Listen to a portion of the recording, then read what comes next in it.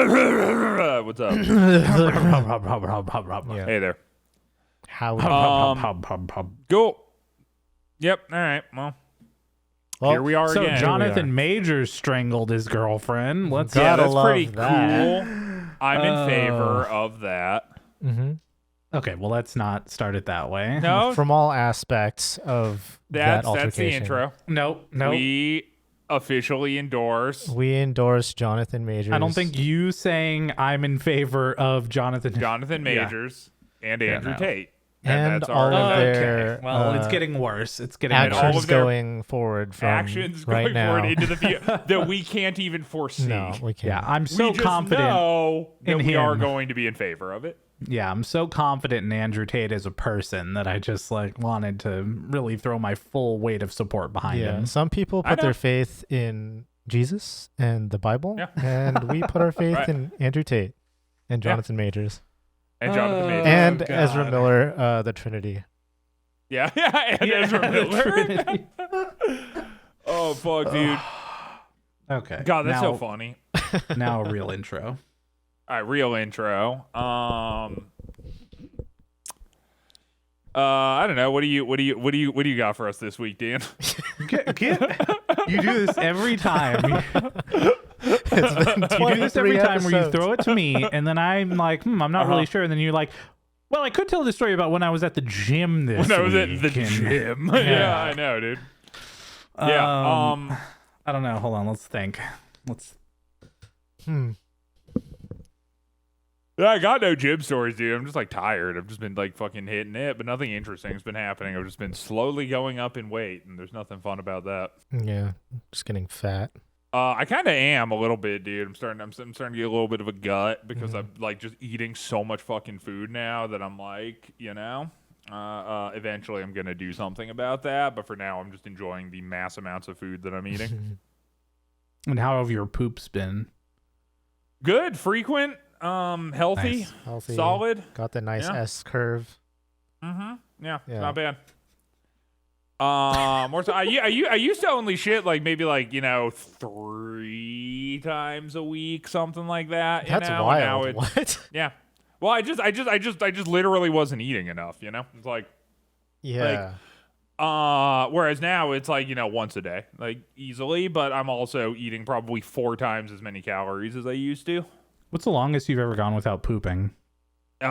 Weeks, I'm sure. No, but I also, there's no way. No We- way. yeah, no, yes, absolutely. We totally can't use it for the podcast. I know, intro, yeah. but, It's got to be a drug thing, right? It's a drug thing. Yeah. I was like, there's Yeah, no way that's a normal possible thing without drugs. No. Okay. Yeah, it's back when I was in high school, I just wanted to see how long I could go without eating, just to see. Oh my God. And I made it about 3.5 weeks with no solid food, just snorting Adderall, and then I got to the point where it's I was sleeping for 20 hours a day, and I couldn't stand up without passing out, and then I started eating food again. But I didn't shit at all during that time because I didn't eat anything, Right. So probably that. God damn. Yeah, dude. Yeah, so you could say I've had some mental health issues in my life.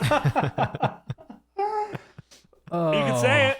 You could. I don't know if I'd agree, but you could certainly say it.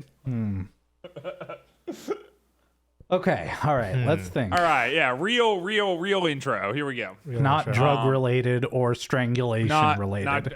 No drugs, no strangulation. We're already spent on those topics. The end of this podcast is coming up, and we have that thing planned. Yeah. Where We do have a thing, but we actually have 2 things planned. We have 2 things planned. Okay, but We have 2 things, and then I have a 3rd thing planned too. which is What's that the now? thing. Yeah. Yeah. Wait, what are the 3 things? What are the 3 things? Okay, so the 2 things that are absolutely happening. One of them is the thing that we all. Okay. Yes, of course. Where I Right, finally of get to course. shit on a bad movie that you like. I don't. Okay. Well, and then, Yeah. Okay. no, and I actually think you'll like it. And then the other one is the other thing, The travel thing. the travel thing, and then the 3rd thing is I'm going to begin relentlessly peer pressuring you into trying to read Blood Meridian because Oh I feel my like God. it's an Oh, yeah, okay, appropriate right. trade-off. I will get the feel audiobook. like How about is, well, you can't Well, get you the can't audiobook read because an it's not. audiobook. You can't fucking. Okay. You're telling hold on. You Right. will not even let me listen to the audiobook of Blood Meridian? Well, I mean, you're a grown man. You can do whatever you want. I'm Yes. just saying, I think that you would be cheating yourself out of the experience of that book by reading the audiobook or listening to it. The deal is, I don't feel that way about all books, right? Like, there are books out there where I think the audiobook is a perfectly acceptable medium to ingest the book. I just think Blood Meridian specifically, and the way that it's written and the way that it's formatted intentionally, it's like a visual thing, and you'll lose part of what makes it interesting if you are only listening to the audiobook. How long is the actual book? How many pages? Not that long. I don't know. I think I finished it, and I don't know. Okay, let's see. Blood Meridian book. Length. We got ourselves 337 pages. Oh, that's short, Quick, dude. dude. It's Snappy. quick. Yeah, it's a short. It's pretty quick book. I know you don't know how to read, but you can read well enough to. Look, I get know there, how to for sure. read, okay? I probably read more than you two do.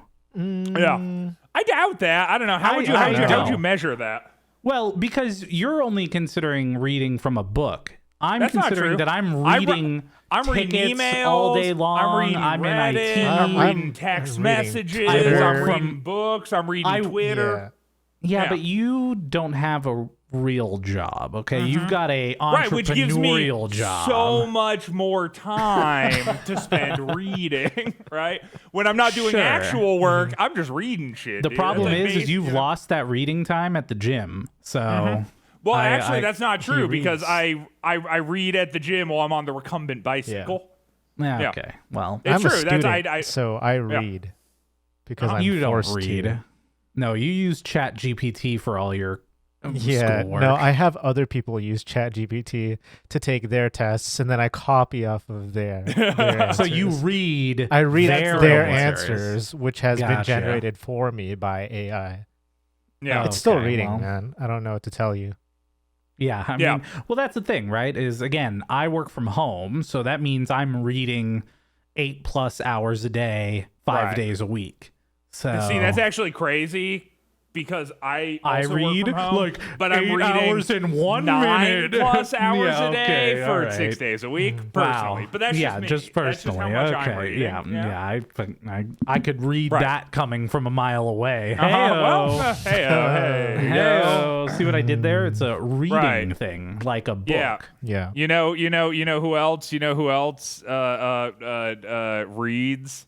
Anyone who read the comic book that Captain Marvel. If you sat down to read, speaking of segues, the comic book that Captain Marvel, which also happens to, like one could say that's a good. We could then play the intro here. Because then, if you sit down, you read, it's like a comic book, right? And then there's Captain Marvel, of course. The Skrulls, they probably also had their own kind of comic book thing going. One could read that. Okay. Hey, what's up, everybody? My name's Christian. I like to read. And I'm Dan, and that was amazing comedic timing on my part. good Great job. work, me. Yeah, good job. Good job. I'm John. I can read too. Trust me. Yep. Oh, okay, cool. Ooh, all right, yeah, dude. See, I set him up. You knock him down, Dan. Yeah, Easy. thank you so The- much. The 1-2 combination punch. Yeah, it was very What's- good.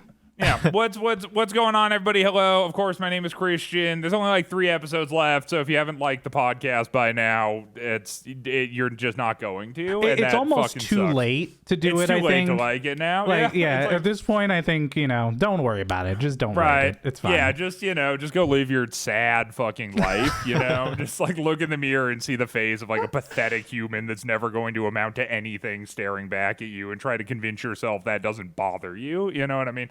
But I know it does. What's up? Okay, we watched a movie. It was called Captain Marvel. It's starred in by a woman named Linda Cartwright.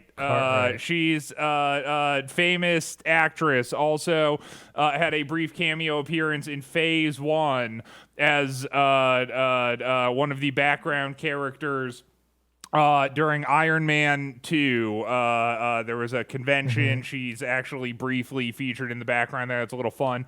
Marvel lore for all you Marvel heads back there. Who would have known that all these years in the future I'm nodding in that agreement.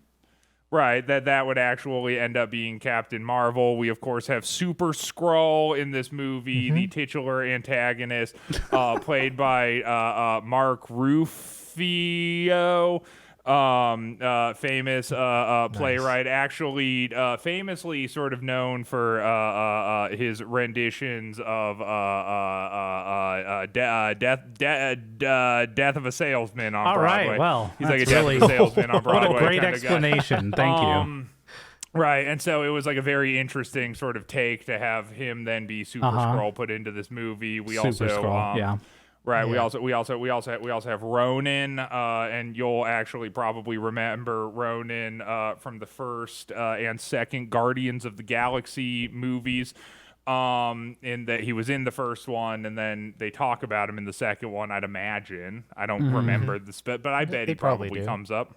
Sure. Right, and interestingly enough, no actor actually played the character of Ronan. That was 100% computer-generated imagery, including the all- voice, which actually was the first instance of an AI to ever fill in for the voice script. The character of Ronan actually entirely written by a computer, which was sort of an industry first, and actually made this movie eligible for a Golden Globe Award, which it then went on to win. Which, Okay. right, pretty interesting stuff. Yeah, well, this whole intro was actually written by an AI, and that's what Christian just read off of, was completely AI scripted garbage that Sure. AI Well, came I don't up know with. if I'd call it that, but okay, I'm pretty to sure each I'd their call own. it that. Yeah, I'd well, call it that. I imagine you would call it. I'm just saying I don't think I would. I would, because it was. Right. So, well, I wouldn't because it wasn't, but I guess that we'll just agree that you're incorrect and let you continue. great. Well, that's fun. This movie came out March 8th, 2019, in between Ant-Man Oh, we're doing real 2 facts now. and Endgame. So this movie made $1.1 billion because Only Wait, $1.1 really? billion. it made a lot of money. I think there's a couple reasons for this. Number one, it was the first female-led Marvel superhero movie in the MCU. Unfortunate. And number two, it was right before Endgame, and everybody was dying for any more possible information about what was going to happen in Endgame. Right. And oh boy, did we not get any of that. Well, we got like 10 seconds. Yeah. At the very end. Right, but I mean, you would have already known that it was Miss Marvel that got called, right? Captain Marvel. Yeah, you would have already known that Yeah. it was Captain Yes. Captain Amarvelka that got called. Okay, yes. And then this movie, which we're about to start off with here in a second, starts off with a Stan Lee intro because Stan Lee passed away November 12th, 2018, just a few months before this movie came out. And not a day too soon, in this guy's opinion. Back to you, Dan. Okay. Anyways, Stan Lee had already filmed a bunch of cameos before he had passed, so this was Wait, really? one of them. Yep. This was that's one of like them. spooky. Endgame. So he was was another one. So he was already dead by the time that like an editor was like cutting together footage and putting him in the Yes. movie. Yep. Damn, so that's yeah, it's like Stanley's ghost. Yeah, he was in this one. He makes a appearance in Endgame, and then I think that's his last one is Avengers Endgame, which. But see, this motherfucker should have thought ahead. He should have just filmed like 80 of them. You know, Sure. like if he was already filming them in advance, you know, you just But you know, but he didn't, and now he's dead. Didn't. Just Well, like all of you will be someday if you can hear me say this. Well, they wouldn't be dead if they can hear you say it. Well, they will be no, one but day. someday. Do you think that there's anybody out there that was alive when this podcast came out and like heard an episode of it who is now dead by the time that we're recording this? Do you think that there's like do you think there's enough of an audience for that? I guess because it's like we only get like, you know, a couple hundred downloads every right? But it's like, do you think like one of those guys is now, you know, dead by the time that we're recording this? It's like I don't think so. unlikely, but And you know why? Because that person's parents would have found all their Cape shit memorabilia all over their room and then reached out to us. It would have gone on the news about how we were their favorite podcast. That's true. And the last thing they were doing as they died was listening to Cape shit. Right, and masturbating with a belt around their neck. Okay, well, just with Cape shit just blaring in the I guess background. we're welcome gonna to this restart the entire MCU episode podcast. over again. Okay, oh, I'm sorry. Oh, can we not welcome add to that the in? MCU podcast. My bad. Heyo. Jesus fucking Christ. Okay. Oh my god. Well, let's go on to a brighter note. The intro. Yeah, we only have like scene- 3 episodes left. It's just, Yeah, it's we just got to roll with it. We get a little Stan Lee intro here with the Marvel music against it, and then a dedication to Stan Lee right at the front of this movie, which they should have held it for Endgame. Endgame was better. I'm just saying, you know, he got a little ripped off here on timing. Sure, yeah. But hey, here we are. We see Brie Larson here for the first time with blue blood on her. Do you think that like that's her real name? Yes. Yeah, but like I'm saying, like a lot of times, like actresses will like get like you know it's like originally they were named like Jessica, and then they like, you know, their career starts getting a little heat behind it, and then their like publicist is like, well, you can't just be named Jessica, like we got to give you some weird. Or do you think that her parents like literally named her after a cheese? Well, I mean, like, what do you think her real name was? Like Gouda Larson? Oh my god. I think right. I think her real name would have had to have been like like Aubrey, you know? And they're like, no, I have her real gonna... name on here. Okay, let's see. Yeah. It is Brienne. See, okay, there you go. Yeah, that makes sense. Sidonie. Uh-huh. But it's spelled Sidonnie. Sidonie. Okay. Sidonie. Okay. And then Desaulniers. You know what? I can't fucking pronounce that. What? And apparently you can't either, so, you know. Desaulniers. Desaulniers. Yeah. So Okay. I don't know where so- Larson came from, but it is much better. But that is a stage name, which is what I was wondering. So there you go. All right. Fair enough. Yeah, not Oh, it's like Gouda. Gary Larson. Maybe she's a fan of the comic The Far Side. Yeah, Sure, maybe. That's Yeah. Yeah. And then she really likes that cheese. Yeah. I No, would have her gone first with name's Feta Brianna. Larson, but you know. Ooh, Feta Larson. Dude, there's only like 3 episodes left. I'm like, fucking insane. Man. All right. Captain Hey, Marvel. Woo, we're here. you know All how right, this let's is go. an alien planet? Because there are flying cars in a super futuristic city, and it's called Hala. And it's the capital of the Kree. But that's how you always notify whether something is futuristic. It's because there are flying cars around. Yeah. And it's funny Oh, that hold even on. in 2019... Pause. Allison just texted me. I have it on my watch right now, and said, I have maybe a dumb question, but if Ant-Man went to the school to steal his old suit out of his daughter's backpack trophy, why did he keep wearing the defective suit throughout the end of the movie instead of the old suit that worked fine? Because they took the thing out of the old suit to track Right, 'cause they took the thing out building. of the old suit to, okay, yeah, let me, Text her back. Okay, 1 second. Because they had to take the regulator. There you go. Because they had to take the regulator out of the old suit to fix to find track. to track the new one. It was such a dumb movie. And send. Okay, sorry, flying cars, reset, we're back. All right, let's go. Great. We're leaving all that in, by the way. This is all worth gold. it.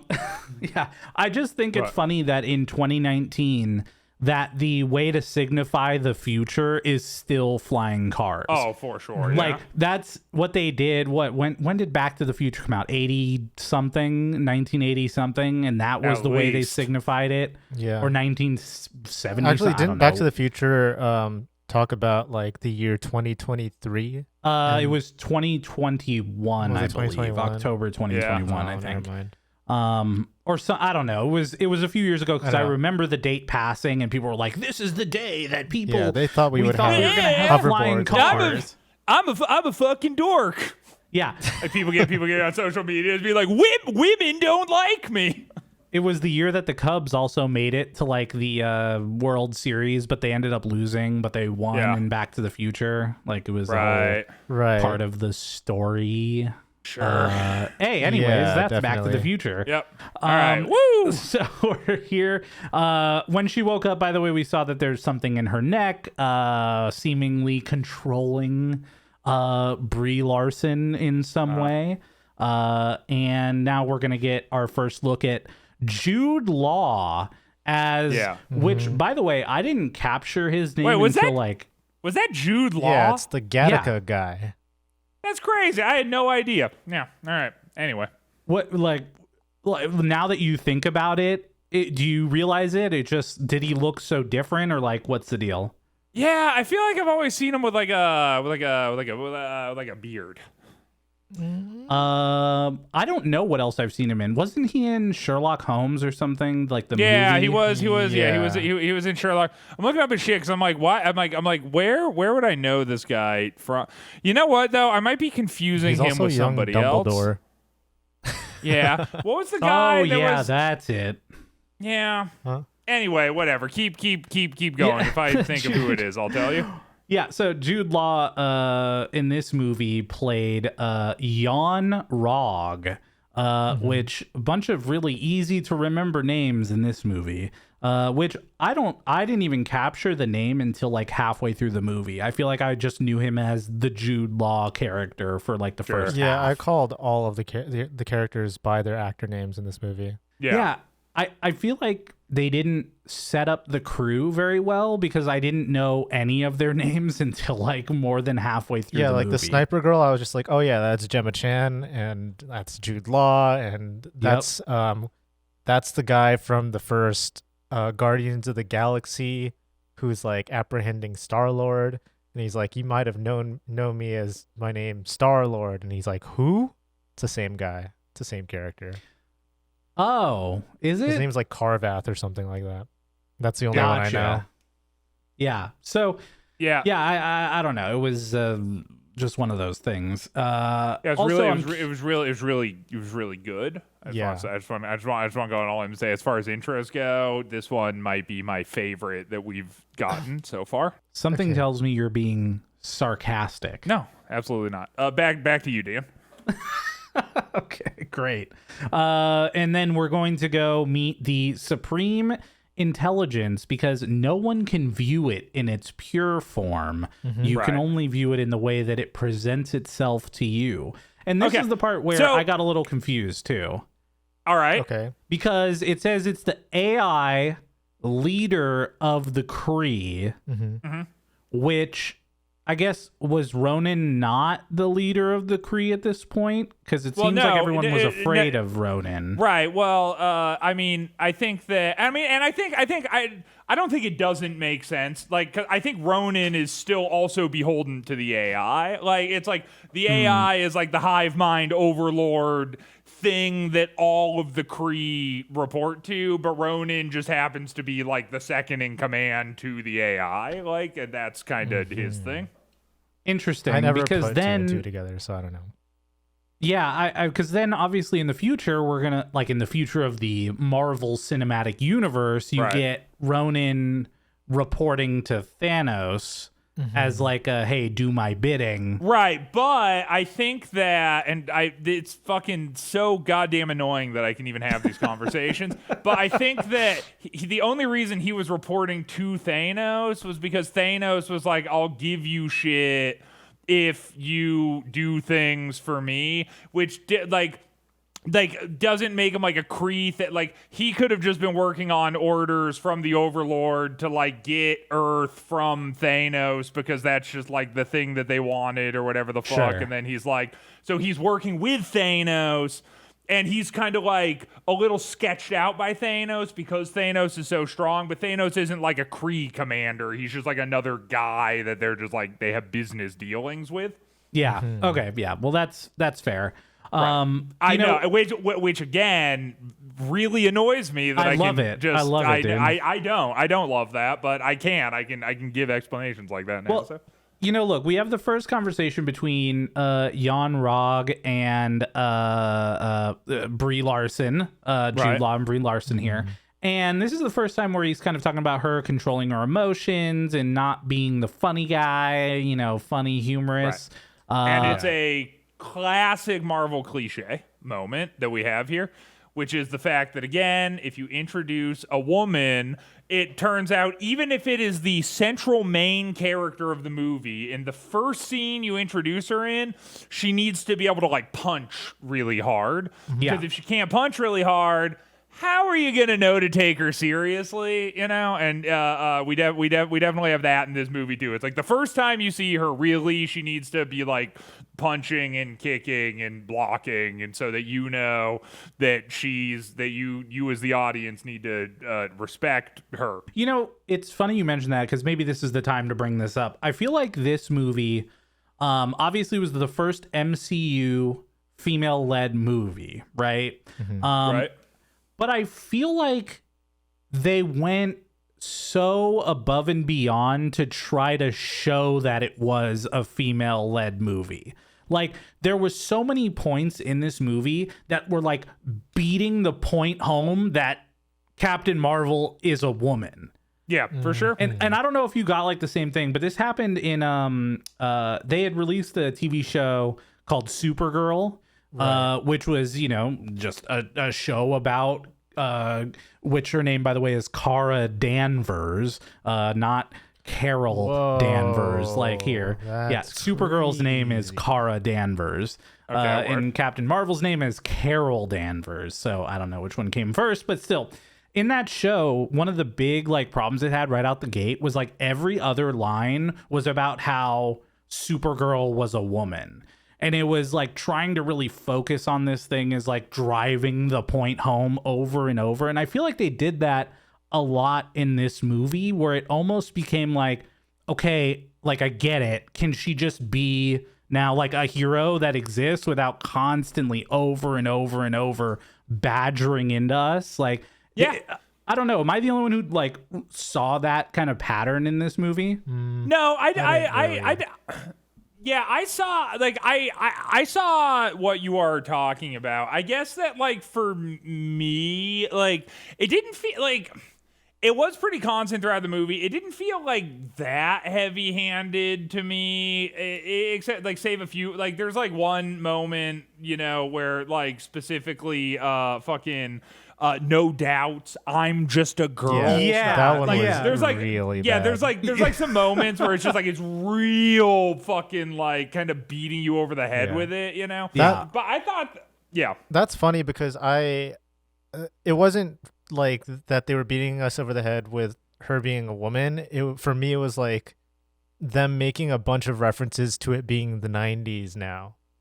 And to me, that was what they were beating us over the head with, because Word. the setting, Blockbuster, and then we also got to show Radio Shack, and every 2 seconds there's a needle drop of some 90s band or something going on, and she has to wear a grunge outfit, and we have to make a reference to the fact that it's Nail shirt. Nine Inch Nail shirt. Yeah, I don't know. Yeah, I felt like to your point too, by the way, the 90s thing was also, I felt like, beat over our heads, but I just felt like they didn't let anything in this movie speak for itself. It just was all very much like thrown in our face over and over and over. Yeah, which is a pretty classic Marvel thing to do, you know, like to just like not let shit breathe and to like really sort of over explain. Like I even kind of, and I think this movie did something, because like even, and we're sort of gonna like jump to the end right now, but like even at the end when they're talking to the Skrull dude, and it's like, so wait a minute. You were the guy on the planet that captured Captain Marvel, but you were also Fury's boss? It's like, yeah, like, you know, like, yes. Yeah. But it's like, it's one of those things where, again, it does the thing where it's like, well, just in case you fucking didn't know what was happening, let's spell it out for you. And Yeah, definitely, for sure. there were points in this movie where that happens. I will say, though, that, like, I don't know, I thought it was, I actually, and this might sound like a weird take coming from me, Captain Marvel as a character, I thought I was going to like less than I actually did. I thought as a character, it was actually kind of fun. Like, I think that, because, like, I don't know. I mean, I think it's just like sort of I don't know, something about the struggle of Captain Marvel I found a bit endearing, perhaps. But I will say that, like, the setting in which the movie took place and just kind of the way that they like paced it out wasn't really my favorite. But there were still things I liked. I don't know. I mean, there were things in this movie I liked, believe it or not, more so than other movies we've seen. Yeah, I mean, the thing for me going into this movie was like, I know that Brie Larson got a shit ton of hate for this movie. And yeah, which is fucking insane, by the way. And I don't even mean that in like a fucking mouth breathy, like normie take where it's like, oh, don't be mean to act. It's because like you don't need me to tell you that, like everybody knows. Sure. But like for me, it's just like Marvel fans are like fucking virgins, dude. Like what the fuck? Like it's like I feel like that shit too with like Star Wars, like what happened to that fucking the chick that played like Rey. Or it's the thing where it's just like, Jesus fucking Christ. Like, it's so hard for me sometimes to figure out whether a piece of media is generally actually being received poorly or if it just has a fucking woman in it. You know what I mean? Like, 100%. and it's like, and that's why everybody's mad. And it's just like, goddamn, dude.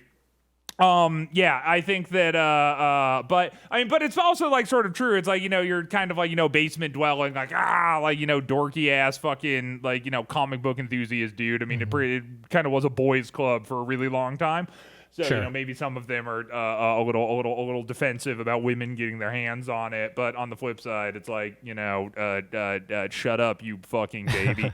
Like, you know, like, I don't know what to tell you. It's interesting to hear you say that you actually kind of liked Carol Danvers as a character, at least in some aspects, because I could not stand the character. And it wasn't like the character on its own. It was just the writing of the character felt so inconsistent that I couldn't tell like what the character was supposed to be most of the time. Okay, maybe actually then I'll revise my statement because I kind of think you're right, actually. I think the falling of the character starts to fall apart, like especially sort of in the third act.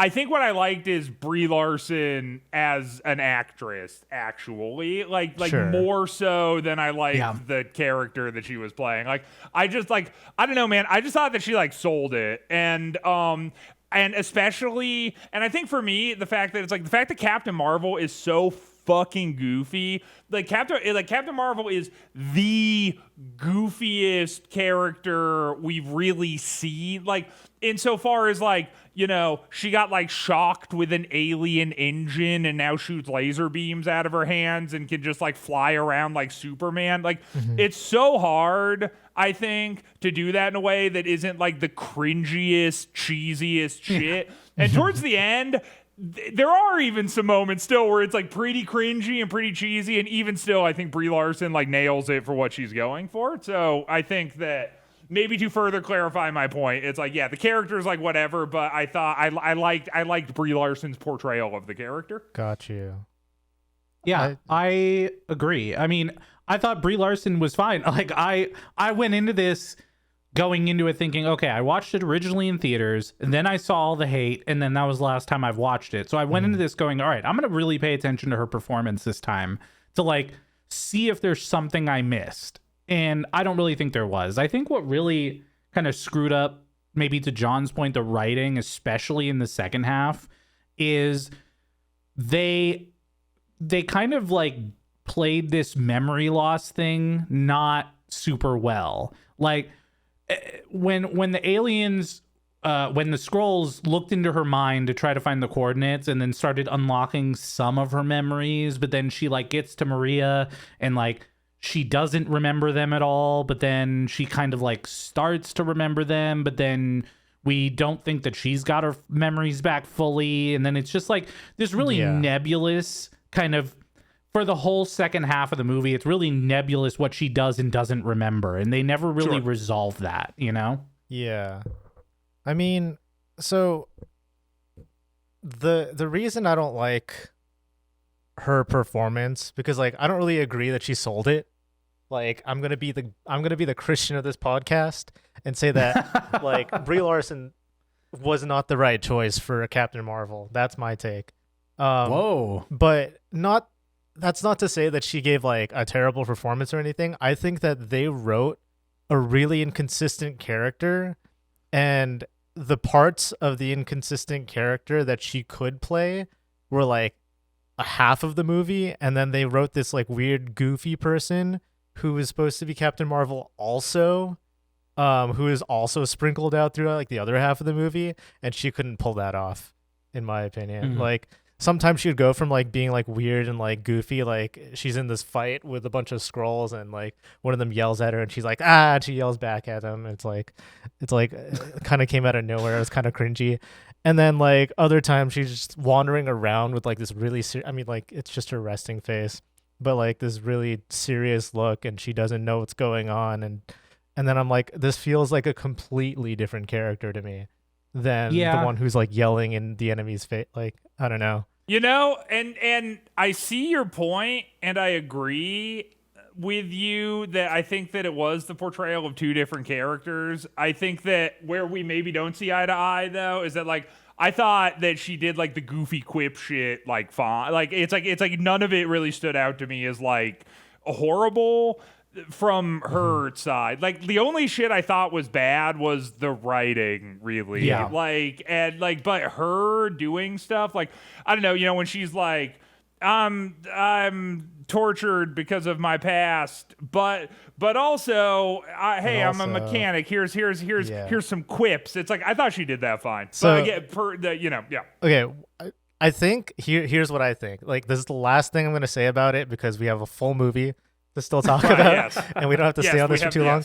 But I think that if they wrote her sillier and allowed her to act sillier throughout the entire movie, and even in the parts where she is silly, I think they could have pushed that side of her more, and she would have been more likable overall, like as a whole character. But see, I feel like her silliness was kind of like a sarcastic silly. Like, so it's like, because it wasn't like over the top, like goofy as much as it was her like kind of like playfully ribbing the people that like she was around or like whatever, which I think can lend itself to more of like a serious, you know, because I think you can be like a serious guy and then you can be like, yeah, fuck you, you know, and that's like just sort of the rapport that you have with your buddies or whatever, you know, like I don't think her shit was like necessarily I don't know, at least I didn't take it as being like, you know, like silly, really. Like her shit was just like, like, you know, a little bit more like her talking shit to Nick Fury or whatever. Right. No, that's where I thought they got it. But they have like a professional respect. Yeah, I think that's where they got it perfect, is between her and Nick Fury. And I actually thought so too. I thought their whole buddy cop thing was like good. Yeah. Like, if it was that, Coulson to the side. If they nailed that like throughout the entire thing, for me, it would have been fine. But again, I think it brings it down to the point that it was a writing problem, not a Brie Larson problem. Yeah, sure. I like Brie Larson. Yeah. I'll say it. Yep. And she likes to play Animal Crossing, so she's very relatable. Wow, she's just like she's just she's like just me like for real. Me. Yeah. Wow. Cool. Maybe she'd date me and we could play Animal Crossing together. Yeah, maybe. Yeah. I don't Yeah. know. She wouldn't provide as good of notes about these podcasts, though, and the famous Right, segment yeah. called Allison's Thoughts. No, you're right. I guess for that reason alone, I'll stay with my wife. Yeah, I think that's the only reason. Because you had a chance. Right. Really, yeah. you I mean, did. obviously, at any Yeah. point, I could just Yeah. start dating Brie Larson. Of course. Yeah. Of course. You know, I choose not to for the sanctity of my family and our two Yeah. cats that we share. Especially after she hears this episode of this podcast. I mean, it would be a Right. slam dunk. You're Right, of assuming that course. she listens to this podcast. Yes, every episode. Brie Larson? Yeah. Yeah, of course, Brie Larson. While listens she to this plays podcast. Animal While she plays Crossing. Animal While she, Yeah. while she plays Animal In her Crossing and cheerleader fantasizes about dating me in a cheerleader outfit. Yeah. Exactly. Thank you very much. Sean. Okay, all right. And not in an Iron Man. Not- No, Not- because yeah, then not that an would Iron be Man. my fantasy. Right. Yeah. Exactly. Okay. Anyways, hey, guess what? The Skrulls, they're infiltrating planets and they're shapeshifters. Which, okay, I'm going to just throw this out there really quick. Skrulls are fucking cool. That was like the coolest Yeah. part of this entire movie to me. Easily, hands down, full stop. I think Skrulls are fucking badass. I think. And I said this kind of before the thing. I was sort of like going to maybe wait during the podcast to do my haha reveal for when it was appropriate, but we're already so far off the goddamn rails. We've been fucking Sure. we have been talking for 40 minutes. Well, right? Okay. The Four- podcast has been like I know. 20-ish minutes. Podcast but- has been like, but I'm saying like we have been like on a call recording, talking yeah, for yeah. that. We haven't even really gotten into the movie at all. So who gives a shit? I'm gonna say one more thing. I thought that this is a movie I could have actually liked because it has some elements in it that I actually really did enjoy. I thought the Skrulls were fucking cool. I thought that like them sort of as like an evil force, like when they're doing like their raid on that planet, and there's the thing where there's like, you know, the girl with the sniper rifle, and then Yeah. the guy's coming up and he's like, "Don't fire on them. It's all good. They're just, you know, whatever." And then it turns out he's a Skrull. I was like, "Oh shit, that's fucking cool," you know. And then Yeah. it's like, you know, when they eventually make it to Earth and he like sees, you know, like they see the people on the beach and they're coming up through the waves and then they're like, you know, it's like just creepy body horror shit. You know, I also thought that like the plug into the AI, I'm kind of jumping around a little bit, but where it's like, especially the second time, where it's like electronic like tendrils inside of her brain making her go insane. That's fucking cool. More body horror, like that shit. Like there was some like grim, creepy, weird, distorted, bone cracking, shape shifting tubes in your fucking eyes shit in this movie that was actually cool. That's like very much in my wheelhouse and I like it. But and the story is gritty. It's like a really gritty story. Like even the first part of the movie, it's a gritty story, and then the second part too, where it's kind of like, okay, the Skrulls are like this terrorist cell, and then it's like this big reveal that it's like, oh shit, dude, the Skrull, he's like the head of S.H.I.E.L.D. is one of the Skrull, and it's like doesn't really amount to anything, but you don't know that yet, you know, so you're like, oh fuck, that's gonna, you know, it's like gritty and weird, and then for whatever reason, the third act is just like, it's campy. It's a fun campy. She's gonna fly around and pew pew shoot lasers. You know what it Whoa, is? You know? Yeah. You know what it is? In the third act is where they linked it back to the MCU. It's, Yeah. dude, Yeah, it's definitely it. for sure where they linked it back to the MCU, and it sucked. It's like, what the fuck, dude? I was on board. I was even talking to Allison, and I Yeah. was like, dude, fuck me. I kind of like Captain Marvel. I'm like, yo, if this keeps going the way that it's going, I might have to be the guy sitting on the podcast being like, yo, Captain Marvel's actually like kind of fucking cool. But then it's like, it's not kind of fucking cool. And I see why now, you know, Yeah. but I'm just like, the first like 53 minutes of the movie, Yeah. like I was like, okay, I like where this is building to. And then Sure. the second 53 minutes of the movie, I'm like, what are you doing? Stop. Yeah, I mean, as soon as they reveal that the core is the Tesseract, it's like, oh, okay, now we're gonna Okay. like Okay. merge it into Marvel MCU. So Right. So, and this is the whole reason I even started saying this. So, shout outs to the fucking 2 people who are left listening to our podcast at this True. point right now. Yes. But I think where the definitive flip happened to me is when the Skrulls go from being the villains to the being good the guys. sympathetic protagonists. That's Yeah. when the movie starts to suck for me, because the Skrulls are really fucking cool villains. And they're just like goofy, dumb protagonists, and it's like, and that was really when it kind of started to lose me. And you know what? I'll even go as far as to say, I thought the twist was cool. Like, I'm like, you still get, where she's like learning that the Kree are actually the evil ones. I'm like, in a nutshell, that's a cool thing for her to learn, but that doesn't even amount to anything, really. It's like, I mean, like it does, but it's like, like what it amounts to, like, just feels like it always had to do that. Like it's like train tracks. Like I don't know if that even makes sense. Like it just feels like everything was just always going in this one direction. It couldn't have happened any other way. Like so, Sure. There we go. Yeah. Yeah. I thought the twist was fine. It was fun. I Fun, mean, dude. I Yeah, when like also the smoke liked clears Talos. and it's the guy and he's like, well, and she fucking shoots it's fun. Fuck it, it's fun. Even the movie's still fun even at that point, but then it stops being fun very quickly after that. And maybe it's because I've already watched it, but the problem was, especially on a rewatch, where it's just like Jude Law's character was just not interesting or seemingly good for any of it. Like he almost felt like an asshole, but also like evil for most of it.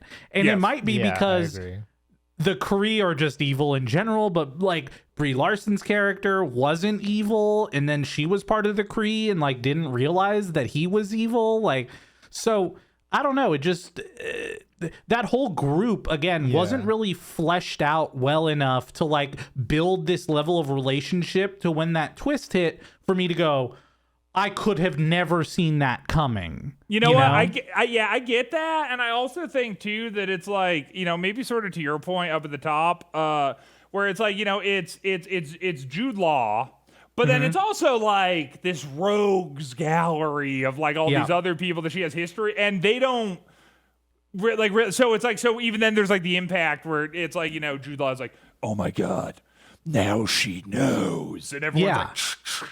And it's just like, who are these fucking people? Like, it's like they all knew too, by the way. Right? So yeah, it's exactly. like, Yeah, right. Yeah. So everybody knew. Yeah. It would have been different if they didn't know and only he did, maybe. Right. Like, but it just, the impact wasn't there as much, I think, because it wasn't fleshed out enough with those side characters to make the twist a big enough impact, I think. And you know what, though, dude? Because something you said actually like, makes sense too. Because that was also how I felt about like watching WandaVision. Is I was like, WandaVision was tight up until the moment that they had to tie it back into the MCU, and then it fucking was so stupid. Yeah. And this movie kind of just has the same thing going on, where it's like, and remember when I was like, I like Ant-Man. It's because it didn't try to fucking like, it was just like it just got to be its own thing, and then. Then they have to tie it in, and then it's kind of like, but this is just sort of like that too, where it's like, yeah, exactly, like just as a cool self-contained story, you have this girl, she doesn't have any memories, but she has these powers, she's kind of working for this organization, but maybe they're a little shifty, but she's kind of cool, and then like, these sort of morally gray aliens have come to Earth, and what does it mean? It's like, it's a fun setup, it's a fun path to go down. So, and then but then it's like, it's the Tesseract and Nick Fury, and he lost his eye by a cat scratch, and it's just like, stop it. And fucking Christ, also, I'll say one more thing too, is that I think this movie, to John's earlier point, would have actually had a bigger impact in the first phase because we wouldn't have known yet the Kree or the Skrulls and who were good and who Ronan is or any of that. Yeah. Right. Because going into this movie, you know that Ronan's in the Kree. You know that the Kree is bad. So you're really kind of just waiting to find out how Captain Marvel finds out that the Kree is bad. Totally. Yeah. But anyways. Yeah, we should have made these movies. Yeah, we absolutely should have made these movies. Yeah, I mean, they should have hired us a long time ago, honestly. Okay, so where are we? Oh, you were talking about the mission on what they call the planet called Torfa, which Yeah. is where they went and they had the sniper, and it was a search and rescue for Which is this cool. spy that was on the planet there. And one thing I like, by the way, just is again consistency across movies in the MCU. When the ships jumped into space, it was the same as Guardians when they were jumping in Guardians. How it does like the hexagon style jump through time and space to totally. get to wherever they're at in the galaxy. But again, I'm jumping ahead a little bit. Later on, when they're trying to get to Earth, they're like, "Oh, we're 22 hours from the closest jump point." It still doesn't make sense to me how the jump points work in the MCU, because sometimes they're right next to it and sometimes they're 22 hours away from a jump point. Right. Like, what are the jump points? Are they man-made jump points? Are they black holes? Are they like what are jump points? So like I feel like it's not ever well explained and used as just like a way to keep people from getting to a destination on time. You know? Yeah. Just like how they had to do the 22 jumps to make it to Ego in Guardians 2. Right. Like, Right. wait, so you have to do like multiple what jumps? does it even Like, mean? Yeah. Yeah, what does that mean? Yeah. Why can't you just jump from one place to another? Are they... Anyways. Yeah, they I don't know. definitely took like the Star Wars approach to like sci-fi writing, where they're just like, okay, you're just gonna have to go along with it. We're gonna set these arbitrary rules, and that's just what it's gonna be. Yep. So as they're on this planet looking for the spy, the attack team is set up. The comms go static. And then that's when we get the first appearance of the shape-shifting scroll tricking the sniper, saying... Which is fucking cool. Don't worry. Everything's That's tight. fine. Yeah. Yeah. I liked that. I was like, fuck Yeah, yeah, it was that's it sick. was a great reveal. Because for a Right. moment, I forgot what had happened there. And I actually believed, I was like, oh, okay, they're just locals. And then I Yeah. remembered what actually happened. Then you remembered that you got fucking scrolled on, brother. I got scrolled. You got goddamn scrolled, dude. Yeah. Yeah. Lots of scrolling going on in this movie. Yeah, yeah, exactly. It's an ambush. Veers, which, if you didn't catch it, obviously they call her Veers because half her dog tag was found. Danvers. What? Yeah, you didn't realize that? What? Yeah, no, that's crazy. So yeah, they only when- like yeah. When Jude Law finds Captain Marvel on that beach and then takes Right. her away because she's taken the power of the Tesseract, which is what the engine is, then her dog tag splits in half, which is Right. why Maria Rambo said this was the only thing that was left, and it says Carol Dan, and then the other half, which was found on the beach, said Vers, and they called her Veers, and that's Right. why her name is Veers in the movie. Is that why they show that dog tag on screen for like fucking 40 times by the end of the Yes. movie? Interesting, okay? I had been wondering. Yep. And it was because that's how they I came see. up with Got her it. name. Okay. It's Yep. very interesting. Damn. So when now we get to see a whole bunch of memories of Veers' Okay. past. Hold on. Oh, you need air some, horns, you need please. some horns. Yep. Here we go. Yep. Okay, lots of things. Hey, what's up? Welcome to Christians. I actually thought that this was fine. Corner. Hey, I actually, wow, I okay. actually thought because I thought that this was actually kind of a clever way to get the audience caught up to what her sort of personality and backstory was. Sure. In an in-universe kind of way, where it's like Sure. it's not like you're running into like, and it's like she runs into an old friend, and they're like, "Oh, Veers, you always were the kind of person to get back up after you get knocked down, you know, or whatever." Like, Sure. like, "Oh, Veer, you never, that's Veers for you." No one ever could tell her what to do because frankly, she'd just do it anyway, you know, or whatever fucking dumb shit that they were gonna do. It said this was like a cool way to sort of like. It's like, it just shows that it's like, oh, okay, like ever since she was like a small child, she has faced a sense of adversity, or at least felt like she has, and has always despite the world trying to press back against her, presses back twice as hard, and you get to know that about her character. And here you go, and it makes sense because she's in like a Skrull brain scramble machine. So it's like all happening in a way that makes sense to what's going on in the movie, and it's like a clever way to introduce more about the character. And I thought it was actually cool. And I think it also sort of showed off some of the humor of the Skrulls, because the Skrulls up until that point, all you've sort of seen are these like, horrifying shape-shifting mutant things, and then in this point you actually get to see that they're like a little bit bumbly, a little goofy when they're like rooting around in her head. He's like it humanizes them. They're like talking back and forth. There's little quips going on. So I thought, like, all in all, again, I thought this was fine. I beyond fine. I actually liked this. I thought this was like a clever use of the Skrull mind machine to push the plot of the movie along. Sure. Yeah. I mostly agree, but actually, you know what? I'm going to actually throw out a bit of a negative here. Fuck! Which I feel like, yes, the idea of using this like memory machine to understand her background is a cool idea.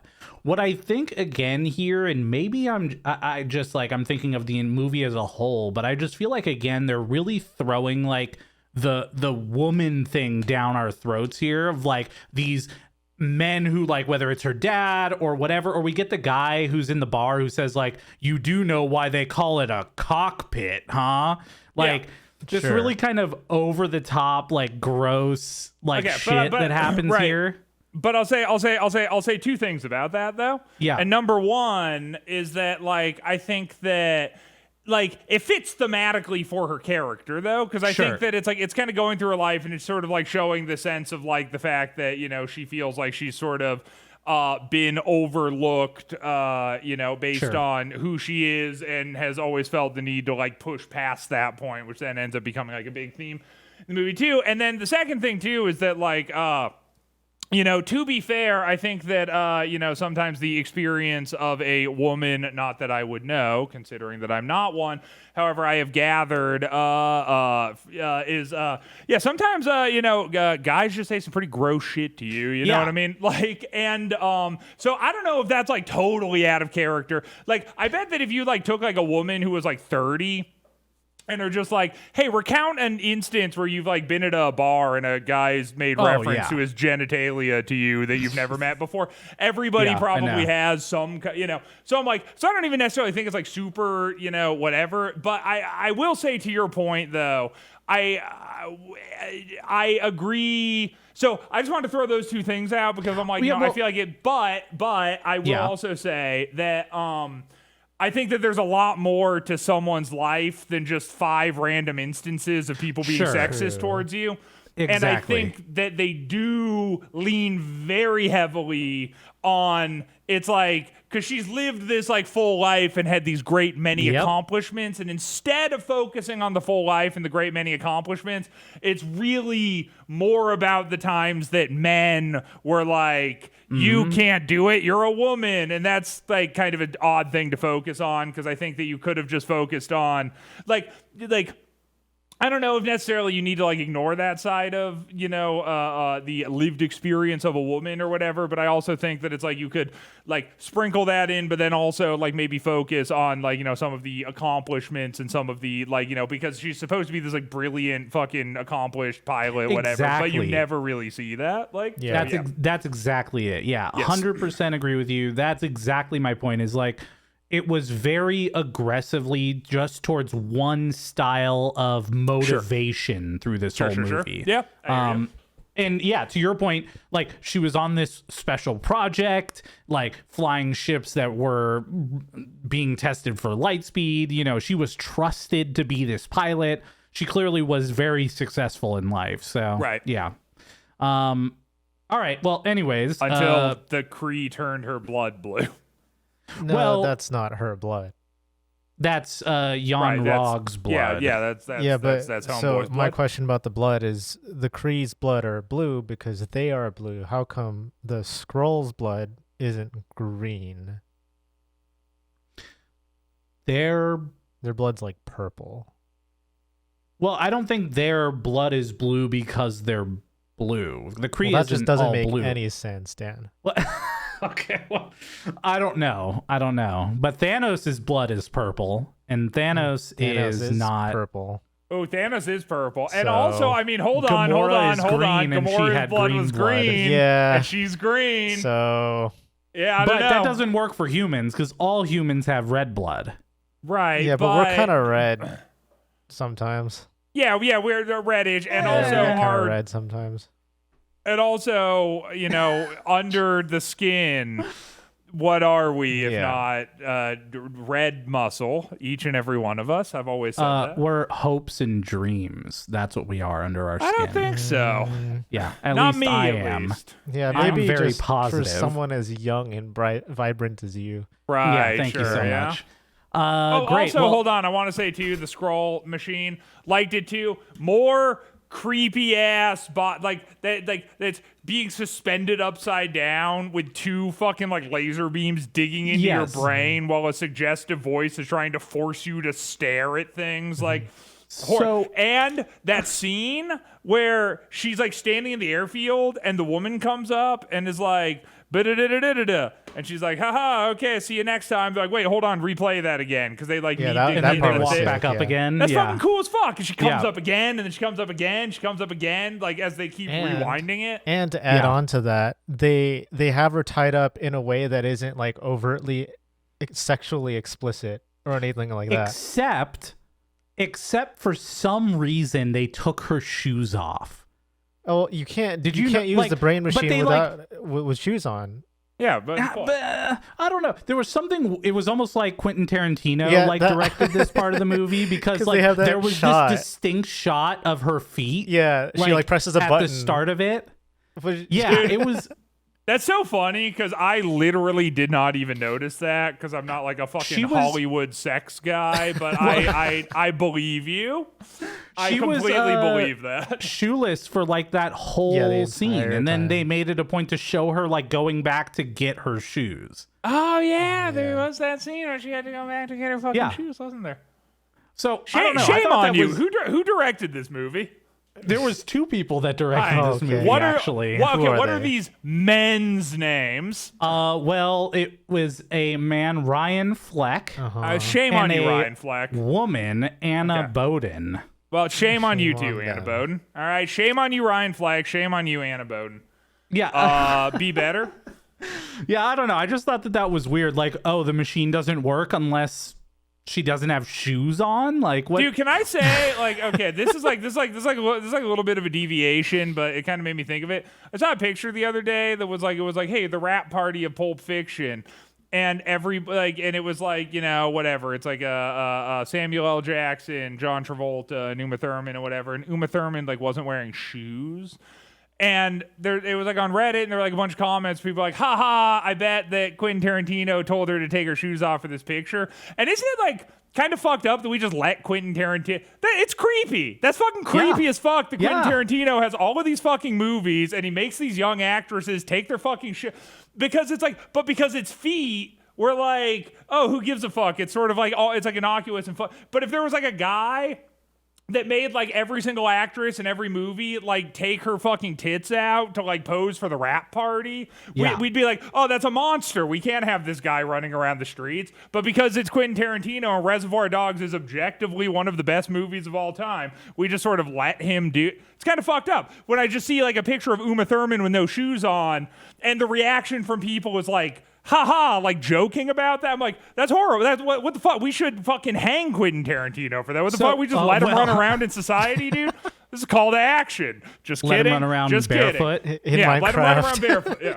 Yeah, in Minecraft. Yeah, well, I think the thing is that feet are starting to become like a thing like that. Yeah. Because like people now are calling out feet more often. Sure. But there are actually people now like on Twitter and on Facebook who are blurring their feet out when Totally. they Right. post pictures because of creepy people on the internet that all spawned because of Quentin Tarantino. So Right. thank you for bringing down society, Quentin Tarantino. That's what I'm saying. I was also reading so Quentin Tarantino caught some flack for The Hateful Eight because of like his portrayal of women in that movie. I was reading an article about it, and it cracked me up because it was before all the Harvey Weinstein stuff broke. And they quoted Harvey Weinstein in the article being like, I've never met anyone who respects women as much as Quentin Tarantino. No. It's like Harvey Weinstein. No way. I know, I'm just saying, dude, it's fucked up. It's fucked up. Someone needs to look into that fucking guy. I'm telling you, dude. But Well, anyway. he's making his last movie ever, by the way. Good. So, That's probably yeah. good. That's probably like a Yeah. net pot. Listen, man, I love Quentin Tarantino movies, but I just think it's like, you know, the old. Maybe it's just me getting older, but I'm just like at a certain point, I was like, I can't overlook how fucked up I think that is. It's like, when I was 18, I was also like, haha, it's he's sipping wine off Selma Hayek's feet. It's that classic funny Quentin Tarantino thing. But for some reason, not like funny now anymore. I'm like, yeah, it's not fun. It's actually really kind of creepy and like not okay to me. I don't know, but yeah. Anyway. Well, on Yeah, that well, note, anyway. I have a question about the scene that we were talking about before we got into Yes, Quentin of Tarantino. course, yes. Yeah. Lawson's looking for they're looking for Lawson because they need a link to the Lightspeed engine, which is on planet C53. Go ahead. So there, you know how like the Skrull are like running around the ship or whatever, and there are these like very distinct looking dudes who are like manning the computers, but they don't look like the rest of the Skrulls. Like, who are I those noticed that too. guys? Yeah, They're sort of like the. They're more like gremlin looking than the rest of the Skrull. They're sort of like the subservient slave class to like the master race of Skrull. Like I don't they know. are too. They're sort of doing the bidding of the higher Skrulls. Yeah. And they kind of like they look bumble like- around more. And, Right? Yeah. And they look like goblins. yeah. Yeah. Well, I mean, they're still green, right? Yeah, they're still green. Right. Yeah. They're still green. I think they were just shittier Just made shitty Skrulls. Yeah. Like, I mean, honestly, because I barely remember seeing them, and I remember the one that I do remember seeing, which was the one that imitates Veers when Jan Rog comes to that cabin. Like even his makeup and stuff was really shitty. Like I think that guy just No, looked no, no, no, weird. no, no. I think that guy No, is no, just no, a no, no, weird no. looking guy, and so Yeah, when they that put was him just in a weird. makeup, Yeah, it looked no. weirder. There is. It's a Yeah, distinct. you can Like, see it's like their there's like eyes are like not real, but like Right. huh? yeah, they Yeah, look I like guess fully I don't costumed. even remember. Yes. Yeah. It's like a scroll. There's like a caste Yeah. system, and they're Sure. like the lower rung of scroll. Gotcha. Sure. They're like little like hunchback goblins that are like punching away at computers. Yeah, I just thought that Dan would have an answer for me since he's like Yeah, no, I don't even Marvel remember guy. them Yeah. like looking that different, honestly. So okay. interesting. Well, so there's a ton of fighting at this point until finally Veers steals a pod and then crashes into a Blockbuster Video on Earth. Okay, we already kind of talked about this, but can I say really quick, air horns, please? Yeah, please. All right. Hey, what's up? Welcome to Christians. You know what? Fuck me. I liked this corner. Fuck me. I liked this. Okay. I thought that Sure. I agree that it got like a little heavy handed, but I thought that the crashing into the Blockbuster was perfect. Like it was like because it immediately like sets the tone and the time period and the everything without it didn't like flash on the screen like 1993 and then like boom, it's like it doesn't even need to. It's like the Blockbuster's there, you know, it's the 90s, hits the fucking thing. She comes busting it's cool. through the block. Yep, she comes busting through the thing. There's VHS tapes everywhere. You know what? That's a good point, because what they could have done separately is she lands on Earth, she walks into a bar, there's like 90s music playing, she picks up a newspaper, it says 1993 on it. Right, she looks at the bartender and says, "Hey, what year is it?" And he said, "Well, miss, it's 19." Yeah. What are you wearing? Is that some new groovy? I don't know. You know what I mean? Yeah, like for sure. it could have been. Yeah. You know what? You're the Dan of this podcast. Yeah. Yeah. Well, hey, there you go. Wow. Yeah. Congratulations. I'm just saying again. It was similar to me like with the mind scrubbing machine, where it's like it's an in-universe way to just like convey all of the important information really quickly without having to like dwell on it for a ridiculously long time. I think to John's point, I agree that like the pan to the Radio Shack that occurs later, I'm like, we get it, guy. That's a bit much, you know? But Yeah. I thought that the initial blockbuster setup was good. I thought it was a clever way to set up everything. True. And I thought it was cool, too, the attention to details and the fact that it's like the ensuing parts that happen, like all the cars, all the clothes, like all the set, like it's all thematically appropriate. And I'll even go so far out as to say, in a later section that we'll hit. Well, I'll throw this out in the later section that we hit. Actually, Perfect. I'll save it for that. So anyway, Well, she does a bunch of techno things at the Radio Shack and somehow makes a device that allows her to use a payphone to call back to Star Force and talk to Jan Rog. And she says that she's on C-53, and the look on his face is like, uh-oh, she's there? How could this have happened? And then the cops roll up, and we get a couple familiar faces too. we also get the utterance from one of the members in the crew that C-53 is a shithole. Oh yeah, I was like, yeah. Ever been to ooh. C-53? It's a real shithole. A spicy Marvel movie. Also, we get here too. Before the cops roll up, just want to say shout outs that scene where the Skrulls are coming up through the ocean. Really liked Oh, it. yeah, Actually, of course. I thought that was The fucking transformation cool. Like, was that actually sick. That was Yeah. like sick.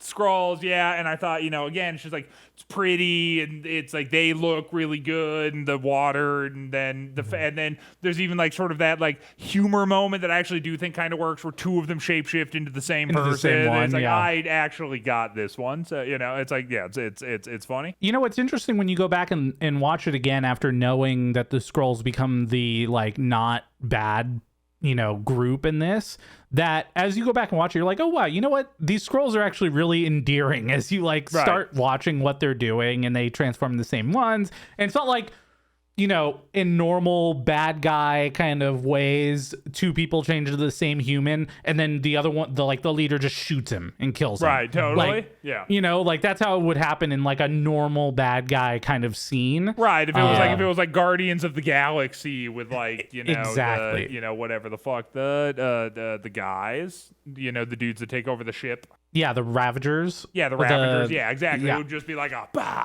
shot. Yeah. Because they're evil. Well, also, does Ronan shapeshift? Because Ronan is a Kree, right? Oh no, but that's only the Skrulls. Skrulls, I don't yeah, know the why I thought Skrulls. Ronan for a second. yeah. Never mind. Also, But I didn't look Ronan this up. does get all that black shit on his face. Well, yeah, so I don't know if it was the same actor that played Ronan this time or not. I forgot to look that up before the podcast, but it seemed like a different person too. And I know that there was obviously like the whatever the ash or whatever it was that they put on his face in the other movie, but also his voice just seemed different too. It seemed like maybe it was a different actor. Maybe, yeah. Yeah.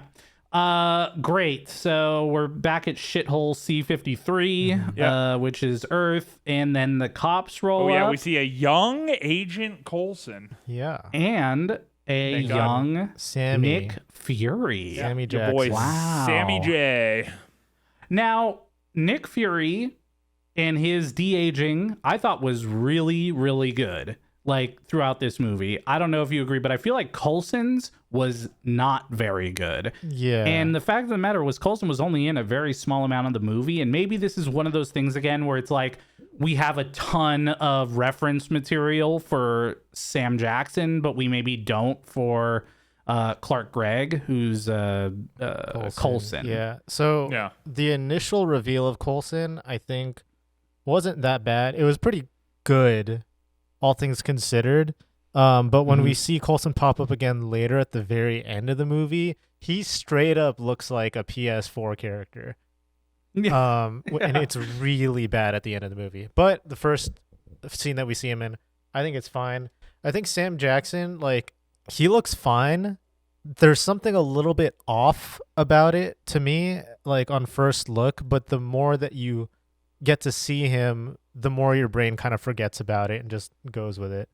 But I actually looked up like a side-by-side comparison of Samuel L. Jackson like in the 90s and like 1995 versus in this movie, and it's crazy like how much wider his face has gotten and all that. So like they're still mapping it onto his face now. They just have taken out all of the wrinkles and stuff. And yeah, like he does look Gotcha. pretty good. It's funny though because they gave him like a better hairline in this movie than he ever had. Oh, really? Yeah. But That's yeah, interesting. Yeah, I mean, for me as a guy who doesn't really notice these things, I guess, super well, I thought Sam Jackson was great in how he looked. There was nothing that really stuck out to me that was terrible, except for after he gets clawed in the eye. I felt like after that, it was almost like they were trying to manage both this new eye and the de-aging, and they were kind of like not managing both super well. It seemed like they were clashing a little bit, but anyways. So while they're talking, one of the Surfer Scrolls takes a shot at Fury, and that's when he realizes maybe this shit is not exactly what we see. He is working at SHIELD at this point, but they clearly have not run into any aliens or anything yet. This is like this is kind of the first occasion where we're seeing SHIELD starting to think about threats that come in from outside of Earth. Right. And it's the Skrulls and the Kree which are going to give them that first look at this. And Nick Fury is right at the center of it. And so this is a giant chase scene now. It's now Captain Marvel chasing after the Skrulls and Nick Fury and Coulson chasing after them. Which I thought this whole sequence was fucking cool. Like legit, I genuinely liked the entire thing. I thought that it's cool, like how she's passing, like she goes onto the train, she like passes that old lady, like go, and it's like, and she like kind of notices her, and then she's like on the train, she sees the same old lady again, and she kind of like double takes it, and then just punches her in the face. And then that cool fight scene where the old lady's like doing like the fucking like kung fu style like flips and jumps, but then like the passengers on the train aren't sure what's happening, so they're like trying to like hold Captain Marvel back from like punching the old lady. Like, yeah, that was just fucking cool. And then there's I agree, all that stuff is cool until the one part where the scroll goes into like the transition between the two cars, and then he's looking, like they're both looking at each other, Captain Marvel and the scroll. And if you look at the passengers in the background of when they're staring at each other, nobody cares anymore. Like nobody's paying attention to the fight that was just happening, and it's kind of like, like, what the fuck is going on? I feel that. I also kind of didn't understand why the Skrulls shape-shifted again when they were in between the trains and then went up top. Like, why did they shape-shift before jumping on top of the train? Like, because there were no other humans. Maybe he needed a bigger frame in order to scale to the top of the train effectively. Yeah, maybe he was like a smaller woman. He turned into like a very large man, so that way. I feel like maybe it was only because it would be cheaper than making the alien fight that whole scene as well, but maybe, I don't know. But then and then this is like still the part of the movie where I'm like invested because I think it's a whole Skrull thing. Then motherfucking Coulson is a Skrull, and that's so cool. Again, like legit, I'm like, man, I wanted more of this to kind of be happening throughout the movie, like, because like I think that, like, especially around this time too, at least for me when I'm watching it, it's like every character that pops up, I'm like, is this motherfucker is this one of those fucking Skrulls? Yeah. Like it kind of made me like paranoid that like every single person on the screen, I'm like, is Fury like a Skrull in it? And then like I'm like, oh, they weren't really clever with it at all, because it's like actually it's like all this suspense that they're building up of like the Skrulls can be anyone. It's just they just waste it, because then the Skrulls are the good guys, and so there's no reason to wonder who is and isn't a Skrull anymore, because no one's actually a Skrull. They're very charming British people. There you go. They're Australian. Sure. Yeah. Same. Shit. Really. As I was watching this, because you've ruined movies for me, what I was looking at was trying to understand, they've introduced shape-shifting. Are they going to actually use it? Or is this going to be like another Loki's rod situation of like, they have this power, but they don't really use it, and then it just kind of sits around? But no, actually, they used it. They used pretty much at every possible point that they could have. They did the director of SHIELD. They did Coulson. They used it almost at every point. Well, and my thing too, and this is like also my case about like why I think the Skrulls would be like better bad guys, is because the other thing that my brain was thinking is I'm like, oh my God, who in the MCU has actually just been a fucking Skrull the entire time? Because I'm like, this takes place in the 90s. The Skrulls are the bad dudes. They're on Earth. Like, wouldn't it be like a fucking super cool reveal if like all of a sudden it's just like, boom, the entire time, like who's like the hot girl? Maria Hill. Maria Hill. If all of a sudden it's like, whoosh, Maria Hill has actually just been a Skrull throughout the entirety of the franchise, or just like one of the just some shit like that. Like that would have been fucking tight. We're not gonna be watching past Endgame, right? Yeah, I was gonna say. So that's true. Okay, Spider-Man, so who's a fucking Skrull? Spider-Man: Far From Home is the movie that comes after Endgame. Right. And in that movie, Nick Fury recruits Spider-Man to help go up against these elementals with Mysterio and all this other shit. At the end of the movie, Sam Jackson, as Fury, is driving with Maria Hill, and he turns into Talos. And it turns out that Sam Jackson is actually in space forming a new organization called SWORD, which is going to defend against intergalactic threats. And Talos has been Fury on the ground for an unknown amount of time. Word. And there's also a potential chance that Fury has been Talos as early as Avengers Age of Ultron. Because in this movie, Captain Marvel, he says, when he's talking to Captain Marvel in the bar, he says, I can't eat a sandwich if it's cut diagonally. Right. And in Avengers Age of Ultron, when they're at the farmhouse, Hawkeye's farmhouse, he makes a sandwich for himself, cuts it diagonally, and eats it. Word.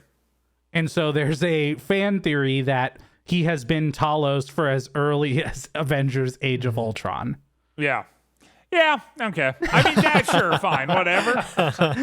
But yes, to your point, that actually does happen in the future. But see, I think it would be cooler, I don't know, if it's like one of the characters had just been a Skrull like the entire time. Yeah, like Steve Rogers is actually a Skrull. That's what I'm saying. Or like, Bucky. Imagine if Bucky was a Skrull the whole Bucky's time. just a Skrull. Like, I'm saying, like, instead of it being this thing where it's like, it's this character that you already know and now it's been swapped out, but he's still doing stuff in it. It's just like Hawkeye is just a Skrull. Like, he doesn't have super pet. Like, he's a bow and arrow dude, but really he's just been like undercover, just monitoring all this shit. Imagine being a shape-shifting alien that shapeshifts and stays as a character who uses a bow and arrow for years. I mean, yeah, he fell in love with that girl, and then they ended up having kids, and at that point he was like, "Fuck, okay, I guess I gotta shit. All right, I'm in too deep," and it would work too. Oh God, because it said that the Skrulls like mimic the DNA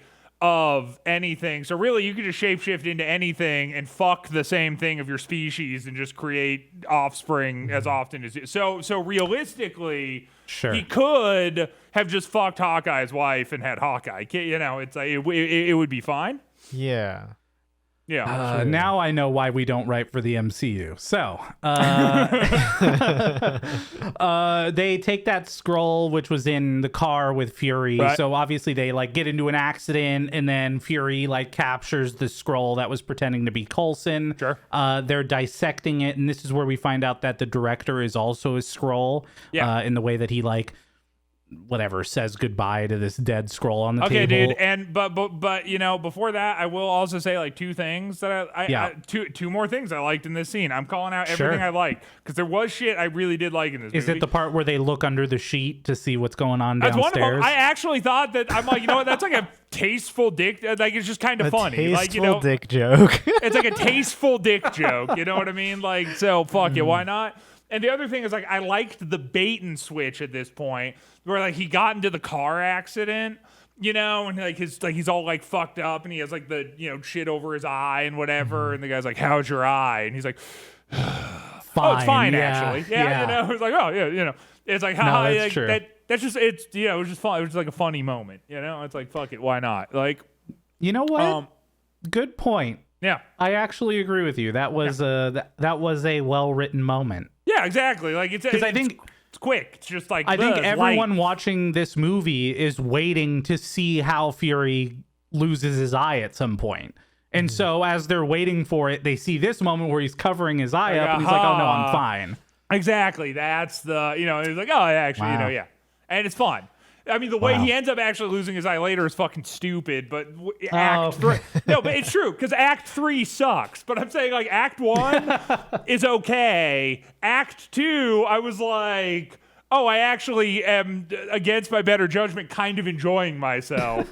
And then Act 3, I didn't like at all. But, Sure. But we're still right in the middle of, like, the scrolls are everywhere, and that's fucking cool. Like, and again, like, even the thing where it's like, oh, okay, so that, like, the leader of S.H.I.E.L.D. is a Skrull. Like, even that's cool, because, like, the further-reaching implications of that. I sort of said it at the top. The thing I didn't like about it is, again, they just shoot their wad on this so fucking quickly, so it, like, really doesn't... Like, it's like, it doesn't give it enough time for tension to be built, because it's like, oh, my God, the Skrulls have infiltrated S.H.I.E.L.D.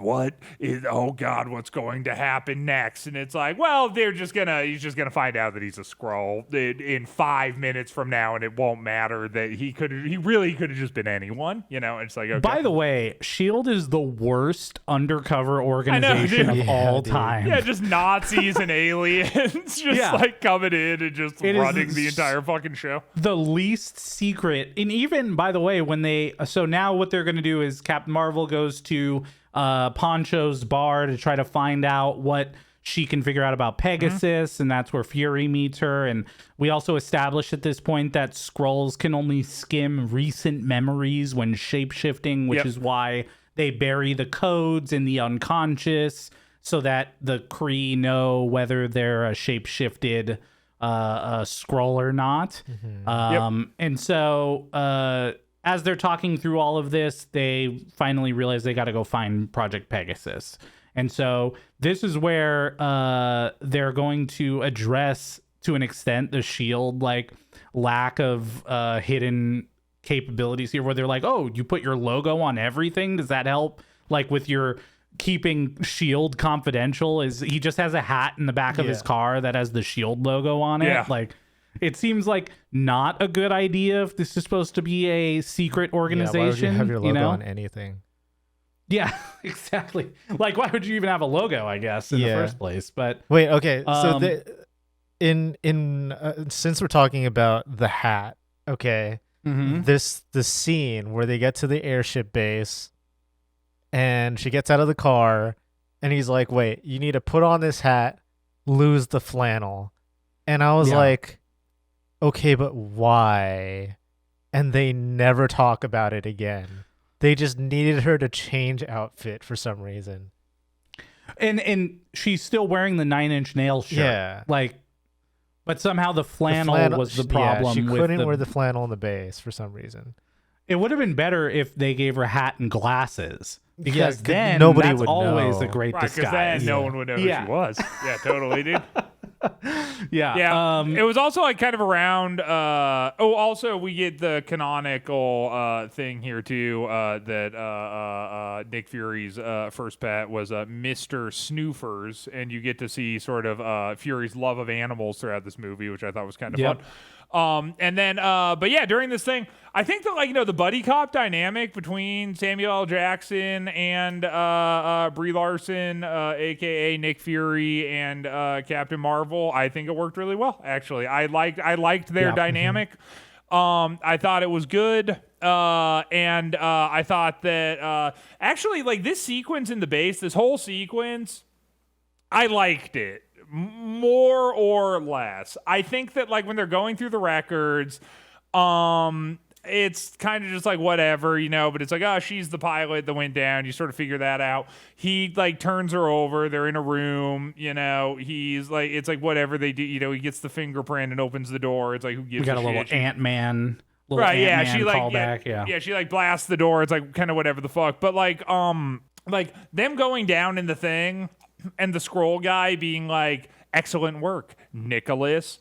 I'm kind of like, okay, this is when I started feeling like maybe like a little like about maybe I'm not gonna like Sure. maybe I'm not gonna like because again they had like just established this really cool tense plot point. The tense plot point is that it's like the guy Nick Fury is reporting to, it's one of the evil aliens, and that's like tense because that's like peppering in, and then not only is it one of the evil aliens, he fucking calls the evil alien to the base where the girl, it's like, oh fuck, and then it's just like, oh, good job, Nicholas. It's like, oh, okay, and then you just like spend all of the tension that you had just created for nothing. Like, it's like you didn't even give that a second to like breathe and be tense. It didn't fucking amount to anything.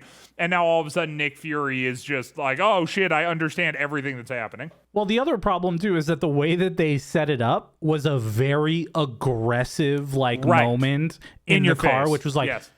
People only call me Fury. Wait, what if you have kids? They'd call me Fury. And what does your mom call you? Fury. What do you call your mom? Fury. Like, okay, everybody I get calls it. me Fury. I get it. Call me Fury. Yeah. So, and then when they do the Nicholas, it's like, oh, okay, got it. All right. Well, that was very dramatic. Yeah, I agree. They do let it go pretty quickly. Like, it's within a scene and a half. Yep, we have like one final moment in here that I actually thought was like really good, believe it or not.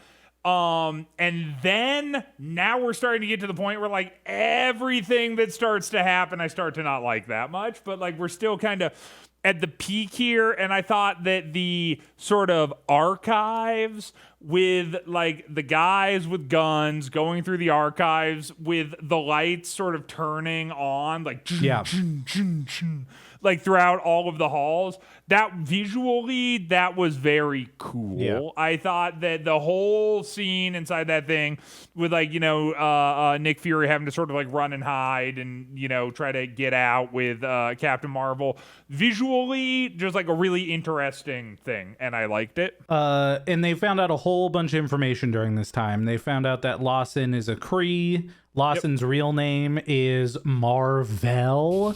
And she is come the fuck on, dude. Like, god damn. Yeah. That's so fucking stupid, bro. Yeah, it's a little it's a little on the nose. It's a little on the fucking nose. Dude. Yeah. Yeah, and so Coulson shows up, and even Coulson, we know at this point now that this is the real Coulson because the people that were with Coulson were like, we're told to bring in Fury, dead or alive. And he's like, what? Dead or alive? Like, what the fuck? What are you talking about? He kind of realizes something is wrong, which is why when Fury and Captain Marvel walk up to Coulson in the staircase, he lets them go because he realizes that something is off in this whole thing, and that Fury is probably not the evil one here. Cool. And if you want to, can I get some air horns, please? Of course, yeah. All right. So at this point, we were about halfway through the movie, and I looked over to Allison, who watched this movie with Here me, it and I is. said, "Hey, Allison, do you have any thoughts?" And Wow. believe it or not, she did. So we're back with believe another it, exciting. personally. Yeah. Well. You're about to eat those words there, John, because I have another exciting edition of Allison Thoughts. So here we go. Yes, can't wait. Here we go. Okay, and here we go. And All right. okay, and okay. here we go. All right. Allison's thoughts. Yep. I am taking notes this time because you made me sound so stupid last time. You typed every word I said. Captain Marvel didn't know she was a woman, so that's pretty cool. You can improvise if you want to. I don't mind. Put a space western vibes equals thumbs up emoji. I put, why is the makeup getting worse? Feels low budget for makeup in 2019, 3 question marks. Agree. I looked it up and it came out in 2019. I feel lost. I wish they would address the disappeared people, and I don't know if I missed something. From the snap. The alien autopsy? That's pretty fun. Why don't the Marvel fans like this? She's a total babe. I think the general Marvel fan should like a total babe. Am I right? Now I see where the alien makeup budget went. It's in the CGI. Wait, just one more thing. 90s vibes with a whole bunch of S's. Nice. And that's the wrap up. I hope you like it, and don't make me sound stupid. Oh, wow. There you go. Very, very good. There you Wow. go. Thank you. Thank you so much, much. Allison. Appreciate Yeah, it. that she was, has some good points, actually. Yeah. I know. Yeah. She does actually have some good points. Yeah, I agree. I thought that the makeup on some of the aliens was a bit mediocre. But thank you so much, Allison, for those thoughts. Yeah. Really looking forward to your thoughts on Endgame. So don't fall asleep. Yeah, don't fall asleep. Yeah, she slept through every fucking Avengers movie. She has no idea what's happening ever. In any of these movies. It's pretty funny. Word. So, you know what? We're going to, I know that, you know what? Frankly, I just asked for air horns, and damn it, Dan, I'm going to have to ask Here we for go. them Let's again. do it again. This is, whoa! I don't like child actors anymore either, John. It's time for I don't Maria like Rambeau. them. And Hell the child yeah. actor in this movie is no exception. I did not like her very much. Yeah, because we're headed to Maria Rambeau, who is the last person to see the pilot alive. And this is where we find out that they all know her as Carol. That is her real name, Carol Danvers. Yes. And Maria Rambeau and her daughter, Monica Rambeau, which is Christian.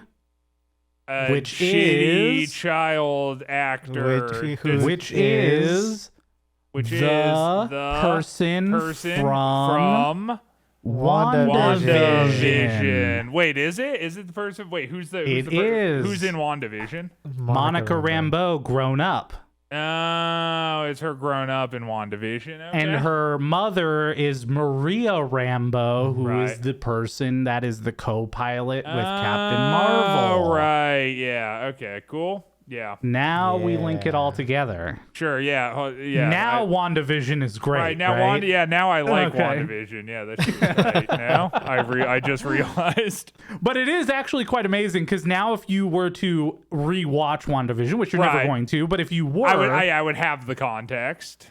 it would be way more context as to why that character is there in the first place and matters at all. Totally. Yeah, and I think, like I said, up to this point in the movie, again, like, legit, gotta call it spade a spade. I've always said I'll be as honest as possible. Like, I'm not gonna pretend like I hate some shit just for the comedic value of doing it when we're doing these podcasts. This... From here on out, this is really when my notes start to take a very negative turn. You've heard a lot of positives from me up until now. Thank It's God. really this is the definitive moment, like this house and everything that happens afterwards, where I think that the movie kind of lost itself a little bit personally. I thought that the characters of the Rambos were like not fantastic. Honestly, they didn't really do it for me. Yeah. And we get to see a lot of them. They're gonna be pretty frequent guests throughout the entirety of the rest of this movie. So the thing is with this movie, and I think one of the problems again with the writing is that none of the side characters feel fleshed out at all. Yeah. Like Maria and Monica don't really feel fleshed out. Like the entire rest of the crew doesn't feel fleshed out. Like it's like Nick Fury, Captain Marvel, and then others. Right, totally. Like, and I think that's part of the problem is like when they asked Maria to be the co-pilot and join them, it's like, okay, sure, I guess. Yeah, well, that's yeah, fine. but also like when they asked Maria to be like the co-pilot and join them, she's like, "Oh, I can't. It's too dangerous." Then her daughter's like, "It's okay. You should do it." And she's like, "Okay, I guess I'll launch myself into space." It's like, what the fuck? And her dialogue was like so dumb. Like she has this moment where she's talking to Captain Marvel, and she's just like trying to give this this monologue of just like, "Oh, it's been hard." She's like, "Do you know how difficult it was for me? Knowing that you were out there somewhere, too stubborn to die." It's like, what? Like someone fucking But you wrote didn't that line. It's like, what the know fuck? that. Like, yeah, how would Yeah. you wouldn't know that? That's fucking insane. And no Yeah. one says anything. It's just weird. I'm like, oh, okay, so you Like, why even write that? Like, you Yeah. knew that she was no, you fucking didn't know she was alive, and people don't talk like that anyway. So shut up. Like, fucking fuck off. Yeah. I don't know. Yeah, Yeah. I agree. I will say the last thing that I really actually that's not true. I think the last thing I really liked in the movie is when she gets like jacked into the AI for the second time, but this time it's like fucking frying her brain while she's in it. So disclaimer, that's happening later. I like that. Sure, but of course. the last scroll thing that I really like is like, dude, when they're all standing inside the house and it's like you know, they like the scroll dude comes in and he's like, hey, I just want to talk, and then they look out the window and it's like the mom standing at the. That's so dark and sinister and like creepy. Like, and that's why it's like the Skrulls are great villains, because the thing where it's like, yeah, they like look out the window and it's like, oh my god, it's like that's like the most primal of the fears, is that it's like, oh shit, this strange entity has got the daughter. captured your child. Yeah. And it's like, and again, and they don't do anything with it, and it's like, it's what the fuck, because that's cool. It's like, see, so many little things you're are 100%. cool. You know? You're right, and in fact, if they would have kept that until like we got to the ship and saw the rest of his family and all that shit, and like then it was revealed that they were the good guys, or like then it would have like or even held like the tension. or even like the morally gray guys, where it's like it's like have it sort of be like, yeah, they like fucking like capture this daughter under this vague threat that they're gonna like cut her fucking head off. Then you get to the ship, and then you kind of come to find that actually it's like a self-preservation thing, but they're so desperate that they're willing to do anything. That's cooler, instead of, again, just sort of being this thing where it's like, oh shit, they captured the daughter, and then he's just like, not actually, I'm an alien, sorry about that. Anyway, you know, it's like, fuck, it's just not cool. Yeah. Like, I don't know. The more you talk about it, the more I'm realizing the parts of the movie that you like are the parts that are going to be what you like about The Thing. Yeah, probably parts of what I like about The Thing. That is correct. Yeah. Okay. Well, that's a little teaser for one of the things that are coming after this episode. A little teaser for Dan. There are certainly thing-related things that occur within this movie. Well, somehow Talos has the black box from the recording. I guess maybe he got it out of evidence, or which I also thought that was like kind of a funny scene. Something. And I get it. It makes sense when there's just like, the black box, I thought that was destroyed. He's just like, nah, it wasn't. I got it. And oh, okay. Yeah, and it was just like, okay, cool. I believe you. Okay, great. And then, for the first time in the MCU, a loading bar is used as a punchline instead of a mechanism for creating tension. Sure. It is used as a joke because this CD-ROM takes a while to load up. Yep. Another 90s. And it is the 90s after all. It is the 90s. And by the way, too, when the kid is like, you should go to space and do it, she's like, what are you going to do? Stay home and watch Fresh Prince with me? Yeah. Shut up. In case you didn't know, it was the 90s, by the way. Shut the fuck up. Yeah. Child actor. Talos also is afraid Silent. of Goose at this point, by the way, because Goose is not really a cat. It's a flurkin. It's a which flurkin. I guess we'll find out what that Goose is later. is my favorite character in this entire movie. You know what? Actually, that makes sense. Weirdly enough, I thought the CGI on the cat was like fucking solid. Like, Yeah, it's like, it wasn't you bad. you can like tell it's CGI'd, but it's like the cat like it felt like weighty. Like, I don't know, like it's like its movements had impact and shit. You know, I feel like the only part where it was too cartoonish was what's about to come up here, which is where they are taking off in the ship and the cat is like G-force.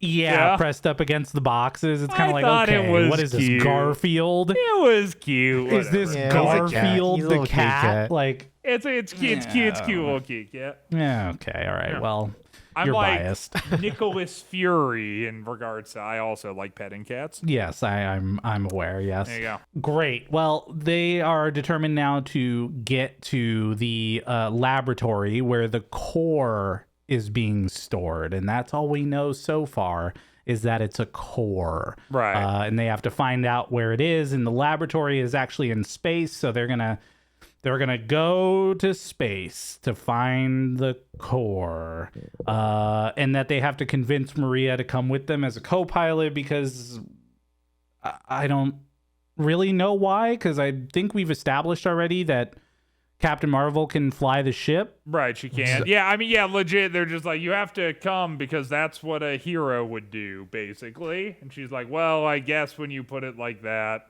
I'll leave my daughter here on Earth and fly up to the alien help it with you. And this is also where we get like the whole explanation, by the way, of like, it was Jude Law, Jan Rog the whole time. That was the evil person, even though we thought it was a Skrull that attacked Captain Marvel and Marvel. And turns out, nope, it was a lie the whole time. Jude Law was the one who's trying to get the Lightspeed engine to destroy it so that she couldn't save the Skrulls, because the Skrulls are terrible shapeshifters that need to be destroyed. Right. And so it shows how Carol got her powers from shooting the core of the ship, and then she absorbed all the powers, which is how she got to Hala, which is the Kree planet. Yep. And so, all right, so they're on their way. But before they do, you know what? She doesn't want to represent these Kree colors anymore. So she's going to go ahead and do a little color changing and switches between a few colors before finally settling on the Captain Marvel red, yellow, blue color scheme for her suit. And now she looks like America, which means she's the good guy now. And that's how you know that she's the good person. That's true. Yeah, because she's not Pakistani. Jesus Christ! Yeah, that's how you know in the Marvel universe, Russia. dude. Yeah, it's France. Yeah, but wait, hold on. France, Didn't yeah, I mean, we have like a Middle Eastern Kumail Nanjiani, right? Isn't he like canon in the fucking in Eternals? In Eternals, well, there you go. I guess that Disney changed its mind about people from the Middle East. Yeah, it looks like that's the case. Yeah, even though Eternals turned out to be not very good. Yeah, well, maybe they did that on purpose. Maybe they did. All right, so Veers and, well, who we think is Veers and Jan Rog meet at a cabin, but it turns out it's just a diversion, and that they are essentially at this point now, Jan Rog calls Ronan and says, okay, and also get here, we need backup. By the way, can I throw something out there to you? Yes. Why did a Skrull have to be there? Like, couldn't you have also just like sent him to the cabin and then have nobody be there? Yeah, and he would have been like, oh shit, this wasted a lot of my time actually having to come here. Because instead he shows up and there's a Skrull. And like, they just killed him. And that's it. He's just like, okay, I'm just going to shoot you in the head then. And he's like, ah. And then the Skrull fucking narcs as he's dying, which is the only reason Ronan comes in because the Skrull's like, oh yeah, we told her everything, by the way. And he's like, oh shit, nuke the Earth. It's like, it was such a dumb scene. Like, it just didn't make sense. Yeah. That's true. Yeah. I mean, they literally sent that Skrull to die. I know, yeah. They sent him to die, and then he like, yeah, exactly. They fucking gets the planet nuked. Yeah. That's true. I didn't really even think of that. There you go. Seems like a waste of a person and a scene. Seems like a yeah, because the whole thing is that they're trying to preserve the very limited amount of their species. There's like 12 of them, you know? Yeah. And they're just like, okay, but Dan, sorry, dude, your time's up. Not Dan. Yeah, Dan. just of course. Him. That's fine. You called the Skrull that gets killed Dan. I get it. Yeah, I did. Yeah. No. Anyways, they are now at the laboratory. They find the energy core, and guess what Marvel used to call it? Oh my god! She used to call it the Tesseract. Dun dun dun. Oh my goodness! Jesus Christ! And here it is. We are linked to the MCU. We know what a Tesseract is now. That's true. Because Thanos just got it and destroyed the Tesseract to get the Infinity Stone out of it. True, he did do which that. now we know that Captain Marvel's powers came from an Infinity Stone. Well, an engine. An engine. That was powered by an Science, Infinity probably Stone. some kind of science, I would imagine. An well, I don't know. Infinity I mean, Stone, which is why Captain Marvel and Scarlet Witch are the two most powerful beings in the MCU, because they're both created by Infinity Stone. Infinity Stone Bang. magic. The Big Bang Theory, my favorite television Gotta show. love that's true. those guys. Second to that, I don't know. Chuck I don't know Lorre if you is guys my been favorite comedy writer Yeah. ever.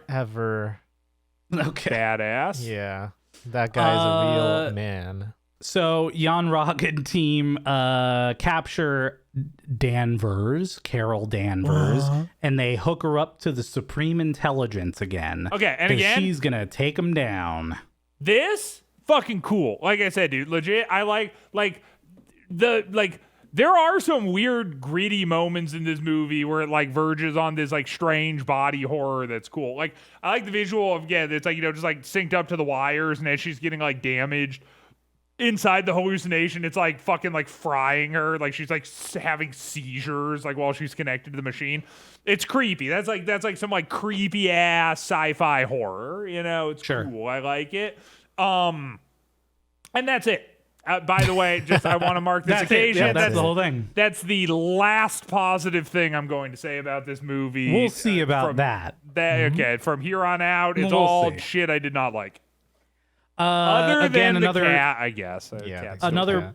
punch in the face of 90s music here as she enters the Supreme Intelligence and Nirvana starts playing. Dude. So like, there's that whole flashback scene where like she's talking to the intelligence, and then it's just like all the flashbacks of her getting knocked down. But then I she know, and it stands should have been back. Chumbawamba. Yeah, I was gonna say I get knocked down, my God. but I get up again. When I get up Yeah. again, That's what I keep thought me was gonna down. play. Dude, me too, 100%. You know what? That yeah. actually should have been the next fight song. Yeah, instead Yeah, of that that, would've Instead Way of cooler. I'm just a Yeah. girl. Yeah.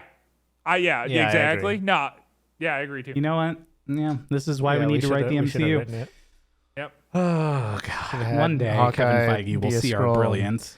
Fuck a human. And Hawkeye scroll, yeah, and it's like, and that's like the whole mini series is him just Yeah. fucking his wife Okay. for all 6 right. episodes straight. for 6 episodes straight. With this Just giant missionary. scroll thing. Like, Yeah, no, of course, yeah. Yeah, missionary All right. lights off Okay. under the blanket. Oh, man. under the blanket. Yeah, exactly. Well, we don't know what they saw under that blanket, so That's true. That's true. Yeah. true. yeah, it could have been like Hulk's. So, anyways, What, tiny and flesh colored? yes, yes. All right, cool. She breaks out of the Supreme Intelligence, removes the chip, and she is now Super Saiyan. We now have Super Saiyan version of Captain Marvel. Excuse me, hand in the air really Yes. quick. Why did they like inhibit her shit in the first like it's like she was fully indoctrinated into the Creed stuff. Just like let her because like if they didn't put like the thing on her to make her powers all shitty, she would have just shown up on that planet and eviscerated all of the Skrulls and none of this would have happened anyway.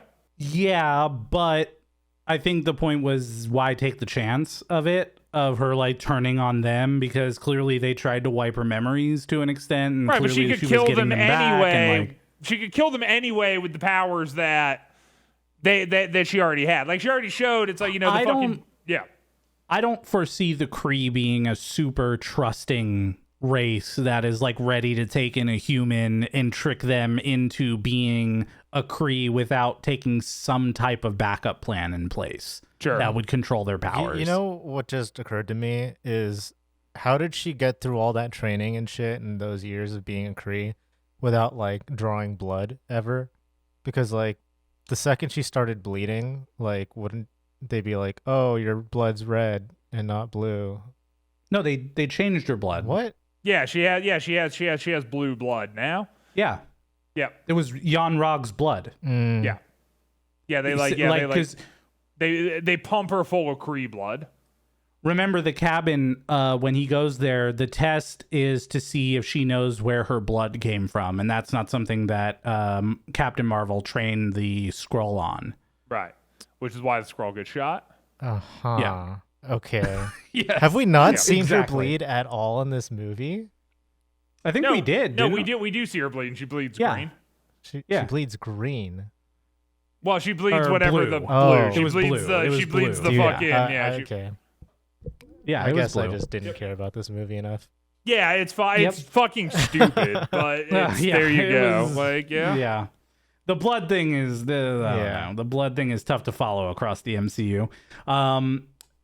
Goose swallows the Tesseract, and then also swallows a bunch of guards, and just absolutely demolishes. Kind of reminds me a little bit of Groot with like the arms, like reaching out and grabbing bad guys and stuff. We also do that little like cheesy ass bipedal Skrull child that like is like I fucking the kid. hated that kid. Dude, so goofy, ugly. so goddamn my goofy. Dude. God. And then, it's like there's like a moment. It's shot like a horror movie, but it's supposed to be. But it's supposed to be like a heartwarming moment where it's like the mom and the dad are there, and then it's like.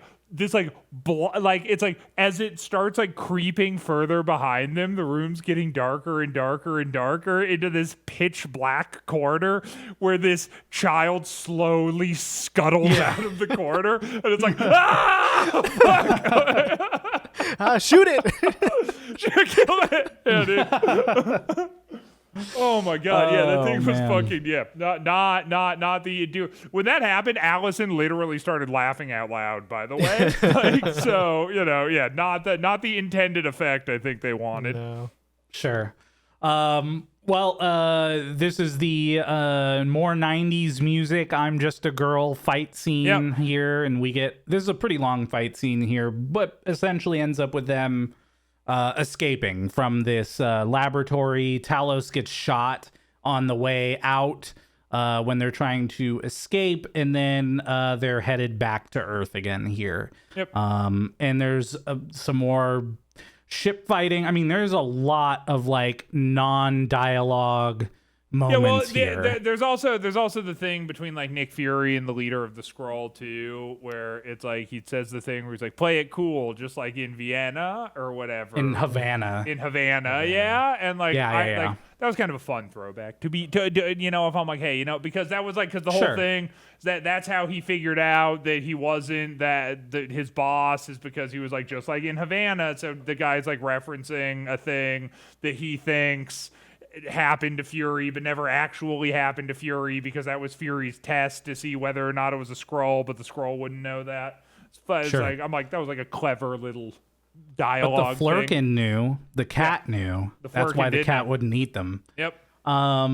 Yeah, and so as they're like flying back to Earth, Carol falls off one of the ships and is flying down towards the Earth, and then right before she's about to crash into the Earth, it seems like she realizes that she can now fly.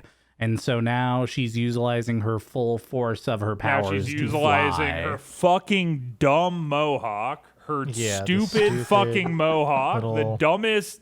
Oh god, fucking that is not like By no metric was I looking at that being like, hey, that's awesome, that's super cool. Yeah.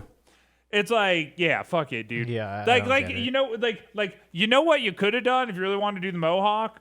Stick all the hair inside the thing and just have like energy blasting off the top of her head. Like it's like even that would be cooler, Like there's like, but it's like having her hair because it does like hair texture things, but also she's like Goku, where it's like it's like I would have rather she just had straight up Super Saiyan hair and just have it just coming off of her head like that. That would have been fucking cool. Yeah, totally, dude. 100%. Way cooler than the mohawk. What the fuck? How did nobody look at that at any point and go, I have whoa, hold on, guys. Maybe we should fucking figure this out again. But nope. Sure. Also, by the way, they're too busy working on the CGI for the cat. Yeah, dude, stupid fucking Marvel moment also, but when the guy's like in the ship and they're like about to leave the thing, and then he's like he like kneels down to his kid, and he's like, he looks up at his wife, and he's like, oh, and then he gets shot, and it's like, but it doesn't fucking matter and nothing happens anyway. It's like it's so dumb. It's like, why even fucking include that? It's like because literally the next time you see him, they're just all like eating dinner, just fine. like ha ha ha. It's nothing happens. Okay, so just fucking like the Skrull have the ability to shapeshift down to the DNA, right? Of Correct. whatever they shapeshift into. And so, like, whenever they get hurt, I'm like, couldn't they just shapeshift into someone that wasn't injured? That's true.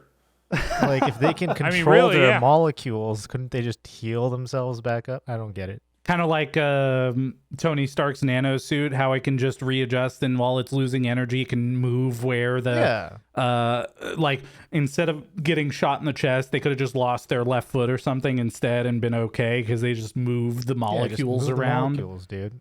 Just have a little bit of a thinner skin for a little bit. Let it rebuild over time. It'll be fine. Yeah, that's when we start to get into places that Marvel will never address. Yep. Because who's gonna care, I guess, about that. Yeah, we also so we got like Ronan shows up and deploys the ballistic warheads, which that's also so dumb. Are you fucking kidding? Like it's like 8 nukes, and these are like the wimpiest nukes ever. And by the way, like 8 nuclear missiles exploding that close to Earth. It's like we're doomed anyway. You know, that's not good. That's going to like knock out the power grid. It's like, you know, that's going to like have further reaching consequences than just the literally nothing. Mm-hmm. And then he's like, "Oh my God, Earth." Because you're supposed to suppose that those explosions are like so powerful that like 8 of those missiles were going to literally blow up the entire planet. You know, and then she just like kind of pops them, sort of just like just right by Earth, and then they're just like, oh, oops. Well, I guess we don't have a plan B for that. Shucks. Let's just sit here dramatically until she shows up. You know? Yeah. Also, this is where we see her real power, like, and how she can stop the missile, but then also she just like flies straight through one of Ronan's ships. Yeah, she like belly flops into one. Yeah. Yeah, but for some reason doesn't destroy the other ship that Ronan That's what is I was on. wondering too. Me too. It's like I'm just like, oh, okay, so you have no problem killing tens of thousands of people, presumably, but not the leader even if it's just of all hundreds. of them. Yeah, just not the guy who was going to destroy the planet Earth. Yeah. He gets you're gonna stand there with your hands on your hips, and you're gonna look real stern at him, and then he's gonna leave. Yeah, and then they're like, we'll be back for the weapon, the core. The woman. Yeah, see. Blech. Yeah, that's, yep, exactly. Fuck off. Yeah. Yeah. All right, and then we get the final face-off. Here it is, the big fight, right? The one with Carol and Jan Rog, and they're going to have this huge fight right here, and they don't. She just blasts him, and then that's it. Can you imagine a final fight scene in this movie where it's this gigantic, like, crowded area, like a mall, and there's, like, 8 Skrulls that are, like, in the mall, shifting in and out of other humans, and they're gonna like fucking blow everything up, and Captain Marvel has to like figure out how to get the Skrulls without like collateral civilian damage, and how fucking cool that would have been as an ending for this movie. But no, instead we get a thing where he's just like, I don't really respect you because you're a woman. You're very emotional. And then she's like, I don't need to prove anything to you. And then he's like, oh no, I guess I've been defeated. And then I think about mall scene, 8 Skrulls, nuclear charges, in and out. You know, it just could have been cool. Skrulls are fucking cool. And that's my point. Skrulls. It would have been golden mall era too for the 90s. Oh, that would have been golden mall. Imagine for all 90s, of the fun stores Yeah. we could have seen. Yeah, totally. And you know what would have been good too is for a good comedy relief moment would have been in the middle of that fight, one of the Skrulls turns into a filing cabinet. You know? Because of earlier in the film where they mention, like, could you become a filing cabinet? Totally. He's like, why would I do that? Yeah. It's like, and then great why. callback. Yeah. Dude, Right? We should write these we movies. should write these movies. I know. Kevin Feige, where are you? Jesus. She puts him back on a ship to Hala because it's fine that he can still live and we can trust that he's not going to be a problem ever again. So I know, it's like, what? I'm like, you can like go anywhere now and like do it. Just go fucking tell her yourself. It's like, I need you to deliver a message. It's like, just go fucking deliver the message your own damn self, lady. Like, what the fuck? because if there's anything she's learned, it's that she can trust him. Right, yeah, he's like a great Yeah. he's like a great dude. Yep. And then Fury gets swiped at and says, "Mother flirkin." That's pretty fun. Yeah. Good times. Yo, that's so what happens. the small child actress is talking to the tiny the other thing. Scroll Yeah, kid. yeah, the scroll kid, and she's like, "Oh, your eyes are so pretty. Don't ever change your eyes." Which I'm like, that totally seems like that's like trying to like make some larger in-universe reference. Like eventually a scroll will show up and it'll be that scroll and you'll know it because it's like no matter what he changes into, he always keeps his eyes the same. But like, has any of that ever happened? Okay, so as of right now, that's just a throwaway. Talos is the only scroll that we have seen in any of the future Marvel movies. And now one of the shows coming this year is called Secret Invasion, and Secret Invasion is going to be a Nick Fury-led TV series that will include Skrulls. But so, see, again, it's like it's who knows? fucking you fucked up by making the Skrulls the good guy. Now that the Skrulls are the good guys, I don't give a fuck, bro. Yeah, we'll see. I don't know. I don't know what it's going to be, so we'll see. And we don't know that all Skrulls are good. So That's true. Who knows? Maybe there is a bad group of Skrulls called the Negative Skrulls. Yeah, Mega that'd be pretty cool. Yeah. That'd be pretty tight, dude. Cool. And then Fury and Carol have one of their last conversations here where Fury calls the other person Marvel instead of Marvel, says it sounds better. And guess where she gets the name Captain Marvel? It's from Fury. Wow, and guess where there he you gets go. the name The Avengers? It's from Carol Avenger Danvers. Yeah, and aren't they? They're just great. They're just great pals. They're just great together. He also gets the new version of the pager that she took earlier in the movie. And this is what we see at the end of Infinity War is the pager that Fury uses to call her.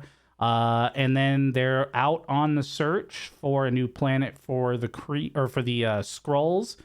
This is where we're back in the office now with our last moment with Coulson, which is where you said he looked like a PlayStation 4 character. It's straight up like you know how Kevin Spacey was in a Call of Duty game. Mm-hmm. Yeah, it's like that level of graphics. It's pretty bad. Yeah, I don't know. It was very airbrushed. It was very weird. Like the face was just too like shiny and flat. Yeah. I don't know what happened there. But yeah, it was originally called the Protectors Initiative, and then he sees a picture of Carol Danvers, and it says that her nickname was Avenger, and so he changes it. And we need to find more heroes, and that's it. That is Captain Marvel, the movie, end of the movie. We got two little end credit scenes here. We got a mid credit scene where the pager is in view and it just turns off. And we scroll back to see that we're with Captain America, Black Widow, Rhodes, and Banner, saying that the pager crapped out. What's going on? Turn it back on. We got a call for her. And then Carol shows up and says, "Where's Fury? Where's Fury? This is the first link to Endgame. Yeah, then we get a cat puking, which is kind of fun. I hope that cat shows up again in Endgame. Yeah, me too. He does not. What? Wow, Really? Does it show up again ever? No. Really? He What shows the fuck? up in Marvel Snap. Yeah. Yeah, But does there's he? no Okay, hell Flurkin yeah. ever again. So now there is a new movie coming out at the end of this year called The Marvels, Called The Flurkin. which is Captain Marvel, Monica Rambeau, and Miss Marvel. Okay. They will all be part of The Marvels show. Okay. Or movie, sorry. That's coming out in November. So Dude, maybe we'll see the imagine Flurkin being then. like a fucking MCU fan at this point. That's just like, that is way too much shit, bro. Like, I'm like, I It's barely getting have a little out of hand. I barely have the attention span for these movies we've watched, and it has not been that difficult to follow. But I'm like, the minute that it's like because even just throughout us talking here, you've referenced like 3 new TV shows that are going to be coming out, and it's like that's way too much, dude. I'm not like fuck. Like even if I loved this, which I don't at all, but even if I did, I'm like that's fucking way too much shit for me to watch, bro. Well, the good news is we're done. We only have one movie left for Woo! Cape Shit. Oh my god. Dude, And I it can't is fucking Avengers believe it, bro. Endgame. Oh my gosh, We actually did it. We made it to the end of we phase did. 3. Wow. Fuck. It's been a long ride. Well, I guess we should wrap this one up with our famous segment. Oh yeah, what we like, what we didn't like, and then Yeah, hey. I mean, honestly, I'm not going to take too much time, really, because I think I've already actually pretty clearly said what I liked and what I didn't like. What I liked were the whatever those fucking green things were, the scrolls. Scrolls, yeah. I liked the scrolls. I didn't like everything else, really, I guess. It's I mean again, okay, you want a real answer? The first act was fine. Second act was like seems like it was building to something really cool, and then it didn't build to anything cool, and the third act was fucking boring. And that's it like belly flopped. truly my take on this movie. What do I give? I don't know what the fuck I'd give this, a 0 or a 5 or what. It doesn't matter. Like, Well, let's put it this way. Did you like it more or less than Ant-Man and the Wasp? More than Ant-Man and the Wasp. You know what? I'd actually agree with you. Yeah, because the parts that I did like, I like. Because Ant-Man and the Wasp is like, at its best, I wasn't annoyed at it, you know? Sure. Like, this movie, at its best, I was actually like, yo, the scrolls are cool. Like, it's cool, you know? The body horror shit is cool. The wires and the AI is cool. The idea of the Kree is kind of cool. Like, whatever. So, fuck, I don't know. What did I give Ant-Man and the Wasp? You remember? I think you gave it like a 2 out of 10. I give it like a 2. I'll give this a 3 then. There you go. This gets a 3. Okay. If I was just reviewing the first half of the movie, I'd probably give it like a 7. Honestly, maybe even high, dude. Because I really thought that what it was building to was good. Like, because I was like, okay, this movie, it's happening, and it's like Endgame is the next thing. So I'm like, and I don't know anything about Endgame, so I'm like, oh shit, they're like setting up the scrolls because then like in Endgame, like maybe there's gonna be like an army of fucking scrolls, like all this like cool shit, and then I'm just kind of like, oh, okay, I guess it's literal, it's just bullshit, it's just nothing. So I don't know, man. Like I said, but yeah, I think a 3 is appropriate for this. It's just not worth your time. It just isn't. It just truly is not worth your time. That's my take on this movie. Fair. Okay. Well, what I didn't like that none of the side characters were fleshed out at all, except for Fury, because we already had a bunch of movies with him in it. So we didn't really know anything about her crew. Like, Jude Law's character, I didn't even learn his name until like halfway through the movie. I don't know. They just really didn't have enough impact for all the side characters that were part of this movie. I rated Ant-Man and the Wasp a 4.5 out of 10. I would put this squarely at a 5 out of 10. I thought that it was fine. I thought that there was a lot of good parts. I thought Brie Larson was not as bad as people have made her out to be. I thought she did a pretty good job. I feel like the only thing Ant-Man and the Wasp had over this movie was Luis as a character. Like, there were actual funny moments. I did not have one even like Marvel funny moment in this movie that made me go, ha ha ha. So it was, I think, slightly better written than Ant-Man and the Wasp, and actually felt like a Marvel movie that made sense for Captain Marvel to be in. So yeah, that's why I'd put it out of 5. And that's All that. right. John. You said that none of the side characters felt fleshed out enough. for you, and I'm gonna go even farther than that and say that I don't think any of the characters are fleshed out enough for me. Like, I all we got of Carol Danvers was that she's like the comeback kid, right? Like she just gets knocked down and like will always get back up and will hit harder. She's kind of like the underdog. Um kind of. But then other than that and her being like a little sarcastic, like I was not really there was nothing for me to latch on to there. Sure. And so like when she goes at the end of the movie to like help save this other fucking alien race that she just thought was trying to kill her for like most of the movie or for most of her like waking memory. Now she's going to go help save them. To me, like outside of being just like having compassion as like a normal person, there was nothing shown to me about Carol that made me think that she was a hero. So Yeah. that was kind of like a weird thing for me to see her go and do at the end of the movie. So yeah, I don't know. This movie is really spotty. Sometimes it was fine, but most of it was like weird and like inconsistent to me.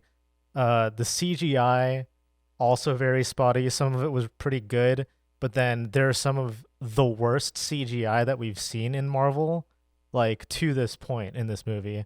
It's kind of weird.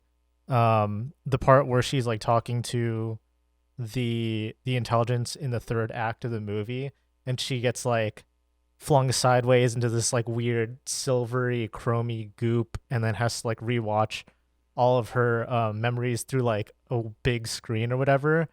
She has this like weird character model that looks awful. It looks like the Green Lantern character model.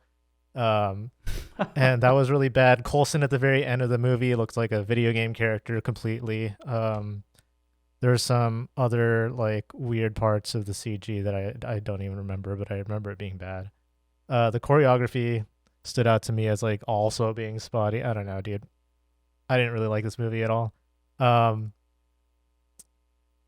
Yeah, I don't know. I think I have to put this at a 4 out of 10. Wow. Because yeah, Well, I did not like Oh, it. that's classic Cape shit for you. Yeah, you know what? And you make some good points too, because again, like the part where you don't really see Carol as a hero also brings back to my point from earlier, which is like the flashback sequences and the memories are all about like these people tearing her down, and it's like there weren't any moments where she fought back, like to get an idea of who she is as a person. You know, it was just all about this kind of same negative energy the whole time. Yeah. Yep.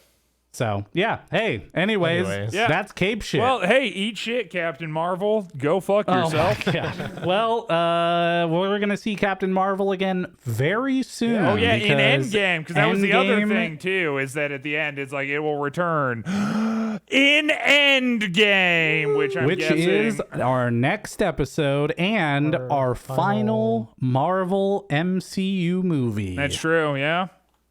Cool. And then then we have the thing, and then the thing. And then yeah. Well, then we then got a the thing and the recap. thing. Well, Oh, yeah, so we we have the got thing, the recap. thing, and the thing. We have the thing. We gotta do we got a the recap. We got the thing, and Blood Meridian. Yeah. Well, that's not part of The Cape thing, shit, the thing, and Blood Meridian. but- Well, we're not going to talk about that on a podcast. Okay, so. well, that would be a fun podcast that would get us. I don't think it that would be, People but would be, hey-o. people would be mad at us by the time that was over. True. So, hey, everybody, thanks for listening, and we'll catch you next time Yeah, with bye, Avengers everybody. Endgame. Bye-bye. Bye.